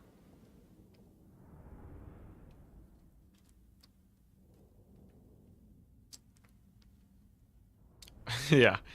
If I just made my own music, that would be sick, but that's sort of why I don't really have much music here anymore. Because I'm terrified. I'm terrified of someone coming after me. Was this a named guy? I feel like he might have been a named guy. Who just died? Who just died? Yeah, he was named. Well, we lost a member. You served well. And I can't even know who you were. But what does it mean? Yes, the deep meaning of the end profile picture. Yeah, it was just a fun D&D thing. I need a flare. Yeah. You don't really have to work too much on like your sort of art aesthetics. You can get by with just a bit of jank. Ooh, the steam tank time, the crippling debt time. That's pretty hype. That's pretty hype. Maybe I can go for that. It's for Franz. Franz needs to take out Karak Hearn. Karak Hearn's a pain in the butt. Don't really want them running around. Man, we got another. We got guys everywhere. They're everywhere. It's attacking from all angles. Well, here's the thing. We can at least take Black Pit. That's a good pick. I think a good old normal occupy will be good. So we have a bit of a border estate going on. Just to keep these guys busy for a bit. This army's terrifying though. We have a Marienburg 20 stack. Staring at my provinces. Karak Norn is also a pain. I will not shame my clan. Man, I just need more armies. True servant of Sigmar. Just keep spamming out armies until I run out of units. I'm in Karl Franz's armies and not me? Okay, good, good. Name a mortar after me, good sir? Only to members. It's the one and only thing I can give my members right now. Because I still need a lot of time to throw together good videos. My art in the background is super OP. Oh, this?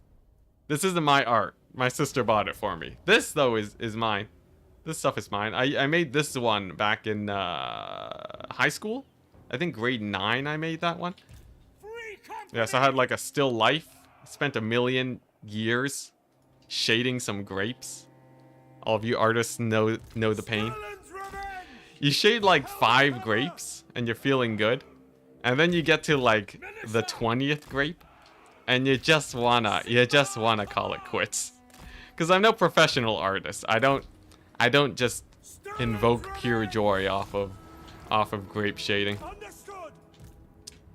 Yeah, still alive. It was fun. I'm happy that I got it done, but yeah, I definitely started. I got a bit lazy towards the end of it. Hey chat, should I get Chipotle? Ooh, should I get Chipotle, chat?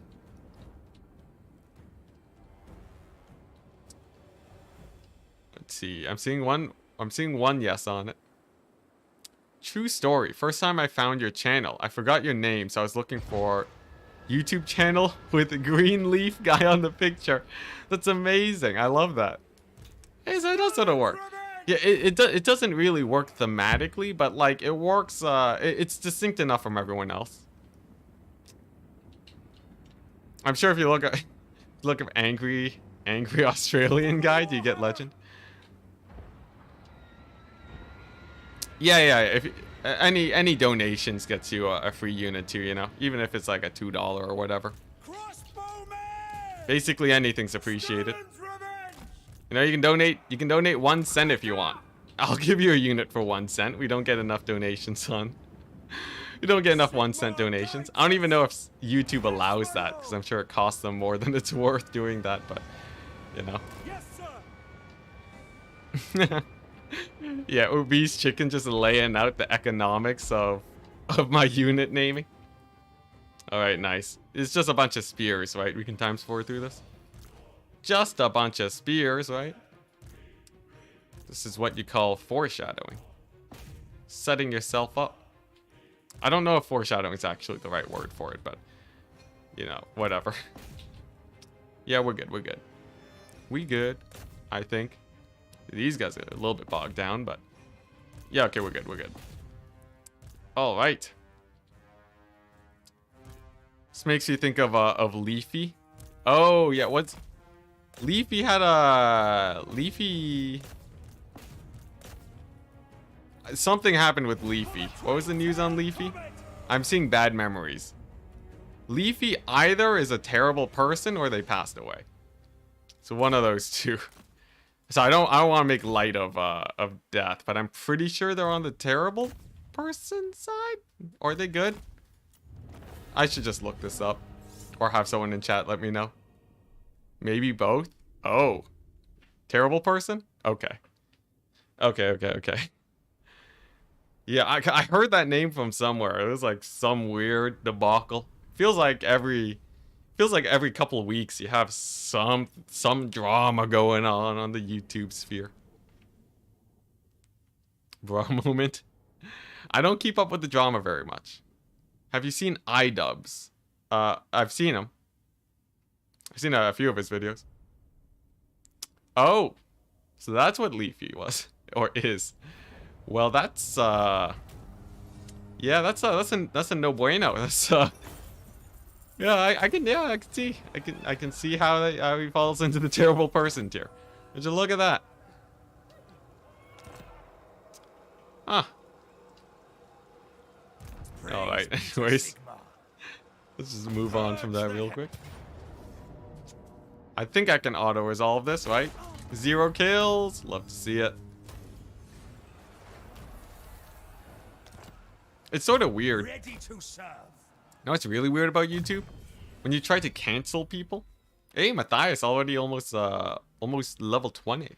That means I can't accidentally kill you anymore. It's really weird. A lot of the time when people go to try and like cancel YouTubers because of something terrible they did, sometimes it doesn't sometimes it don't work. They just sometimes YouTubers do some terrible stuff and they're just still on the platform rocking it with like huge viewership numbers. It's really, really weird. If I did something absolutely atrocious, would you guys still watch? This isn't trying to find a way to do something terrible, but I would hope that you guys wouldn't keep watching. As weird as that sounds, I feel like cause like I don't know, it's just really weird. It's really weird. Okay, that's a lot of vampire counts. Let's not. Yeah, if I what would it be? Oh yeah, my money's in a terrible state. Actually, it's in a pretty good state. We have 5 turns worth of banked income. It's in a marvelous state. What am I talking about? Depends on what I did, I guess. It does very much depend on that. Like, I don't know.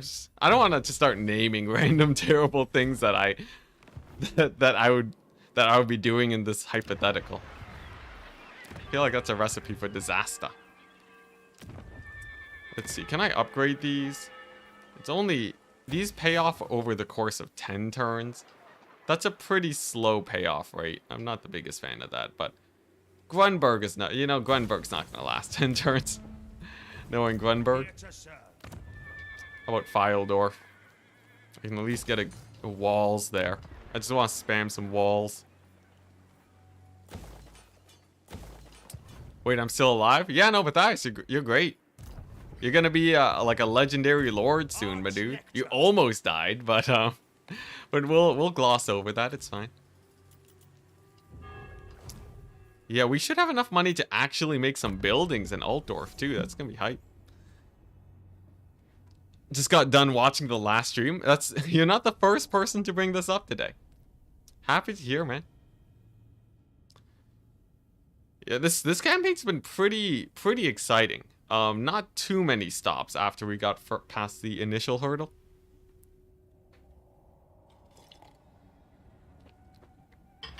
That's true. Depends on how good my apology video is. If I can get a really good apology video, I think I have a good shot staying as a YouTuber. Hey, Glacius, thank you very much for the $5. Literally my favorite Total War Warhammer 3 content on YouTube. Thank you. That is very high praise. There's a lot of competition. Hey, you want to be a unit? Galatius. Feel free to pick a unit. Pick a unit, and you can see how long you last. I serve Sigmar. You serve Sigmar, you say? By Sigmar. Yeah, I'm sorry you feel bad about it. Oh, man, apology videos. There's some really bad apology videos out there. There'll be some bad apology videos. But yeah, we have a few units that are still open. I think most, we got some Spearmen. We have some Empire Knights. Spearmen fodder. I love it. All right, here we go. Galatius. You're in Franz's army. Franz's army is on home defense right now, so your odds of survival are more likely than usual. All right, here we go. Back to Alhart. Let's see. So I want to... I gotta bounce into Marienburg, because the Wood Elves aren't gonna aggress into me. For whatever reason, it's the Empire that's really going ham right now, so... I feel like that's the play. I feel like that'd be the play.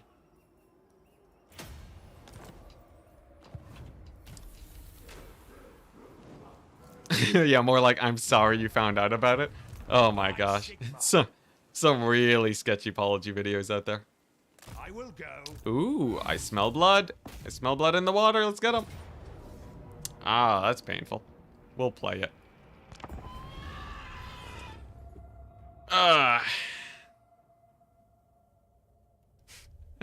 Nothing more glorious than to die for the Warhammer. It's true, it's true. For Sigmar. For Sigmar and whatnot. Alright. This should be pretty easy, right? It's just a bunch of zombies in a garrison. I have like 1,000,000 crossbows. How about the I'm sorry you didn't like it apology videos? Ah, yeah, get angry. Get angry at the viewers for being wrong. That was pretty rare, though. You gotta save face a little bit.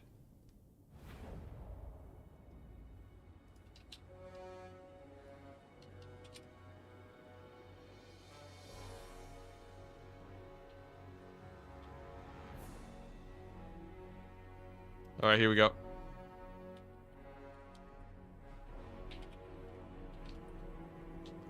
Here we go. Alright. What are we doing? So we got a bunch of zombies. Should be fine. Walking Dead zombies or Total War zombies. Yo, Walking Dead zombies. Okay, in the Warhammer universe, if there was a zombie apocalypse in the Warhammer universe, so let's say, okay, for the sake of fairness, okay, zombie apocalypse in the Warhammer universe, it's infectious, and it also works on undead. So if a Walking Dead zombie bites a Manfred zombie, the Manfred zombie still becomes a zombie, okay? Hear me out. Trust me, this is an awesome idea. Who would live the longest? Who would survive the zombie apocalypse? Assuming those rules. Zombie rattling gunners? Yeah, but they're not really good at using tools, right? That'd be like a rare breed of zombies. I feel like, because there's no, like, zombies with guns in The Walking Dead. Tomb Kings? Like, the Tomb Kings would turn too, right? Your little skelly boys, they get bit, you know? They'd be like, oh no, my bone! They've exposed the marrow. I'm gonna turn over the night. Oh, come on, they can totally bite into bone. Come on, they're zombies. Zombies just can't bite bone anymore? What, you think bone armor is gonna save you in the zombie apocalypse? Come on, there's no way. Probably Slanesh. Yo, Slanesh zombies. Yo, Slanesh zombies walking like the 200 speed. You know how terrifying that would be? Yo, Slanesh zombies, that just ends the world, right? Some demon zombies, like, oh my gosh. Scarbrand as a zombie? I guess that doesn't really change much, right? Does it? I think Scarbrand is literally the same person if he's a zombie. Zero changes. Ooh, yeah, the sexy zombies. That's true. That's true. Small bonus. Small bonus. Yeah, this is like a true what if comic. Yeah, I saw there was like what's it? There was like a big what if on like the Marvel universe. There's like what if on what's? I'm sure there's like what if Superman became a zombie. Tomb King constructs feels like cheating. I guess. Yeah, constructs they're not even living, so would they turn? I feel like that's just like their machines, right? It's not like if a zombie bites a tank, the tank becomes a tank zombie. So, yeah, Tomb King constructs are pretty bad. Steam tanks though are pretty hyped though, but it's not like that ever saved people in The Walking Dead. Yes, sir! Quickly! Sigma, I wonder though. There's got to be some pretty strong fighters there. Like if a guy with a baseball bat can make it in The Walking Dead, I feel like some of the best fighters in the Warhammer universe should be fine. They should be fine, honestly. Wood elves? It's true, that's true. Wood elves don't run into a supply line issue. Wood elves just have infinite ammo, don't they? They just need trees. And with with civilization falling apart, wood elves, honestly, wood elves are probably in a better state with the zombie apocalypse than in a worse one. Yeah, wood elves. Wood elves are a big contender. Sigvald. Sigvald is a beast. Yeah, he's one of the greatest fighters ever. So he'll be fine. Durthu as a zombie tree. I feel like Durthu's already on his way there. Have you seen him? He's already pretty messed up. Yo, Durthu got wrecked by some basic dwarves. Durthu ain't gonna survive a zombie apocalypse. The wood elves as a whole, though, I think they're archers. Wood elf archers should be fine.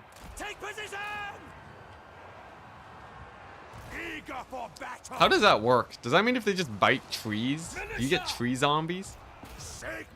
I guess like based on how we formatted this, technically. Sort of get silly at that point, though. Yeah, Wood Elves are in a great place. Nurgle's doomed. Nurgle would do nothing about it. In a zombie apocalypse, Nurgle would just sit there and just embrace the joy. They would be pushing it on. Yeah, because like it's just that's exactly what Nurgle wants. Khorne would have like their guys. Every single Khorne worshipper would turn into a zombie almost instantly, but they would also take out a whole bunch in the process of doing so. So like they would be a net positive for the world. Yeah, Nurgle is already pretty close to zombie in a way, but like you don't become a plague bearer when you get bit by a plague bearer. That's a pretty big difference. Chaos is sort of like really bad at being a zombie apocalypse because they're really slow about their corruption. So I feel like the inefficiencies there sort of hurt. Oh, you know who would do it? Vampire Coast. Vampire Coast. Vampire Coast don't care about no zombies. Just like the biggest firepower force in all of Warhammer. That's pretty good. That's pretty good. Vampire Coast would be hype. They apparently just have ammunition coming out of nowhere. Scene Coast? They don't run out of ammo. They just have free restocks. They can shoot ammo even if it's wet. Somehow with the power of magic. That'd be good. Yeah, oh yeah, Dark Elves on a Black Ark. That's true, they can't swim. Just kidding. Just kidding, the fishmen can swim. You forgot about fishmen zombies. Yeah, there's a lot of things that can be zombified in Warhammer that can swim. I guess not that much in terms of like these guys though. But yeah, I'm sure the dragons would be fine. Dragons would be fine. High elves would probably be fine too, along with the wood elves. You know, elves are just broken. Elves are broken, and Gelt would win, yes. Gelt would win for sure. Alright, well anyways. It's been fun chatting with you guys. I'm gonna go call it a day for today. Maybe we might do some more campaign in a bit. In like maybe tomorrow, maybe a couple days. Might want to take a break. We'll see and feel it out. For now though, I think we've done a pretty good job with the expansionism. GG, we've had a successful battle. We've pushed into the Vampire Count's territory. We actually have more territory than the endgame Vlad. We've taken out the Bretonnians. We've taken over like a third of the Empire, honestly. We've gone all the way to the Black Pit with these guys. Oh, they're getting sieged. Well, he's dead. But regardless, it's looking pretty good. We got the Franz with the Doom Stack with 5 Spearmen for some reason. And I think all we got to do is start sweeping the north. And from there, we should be able to start steamrolling. We're still surrounded on all sides, but at least we have a few more choke points. But GG! That's going to be it. Peace out, and I'll see you guys in probably a few days, streaming at the same time as usual. Have a wonderful day.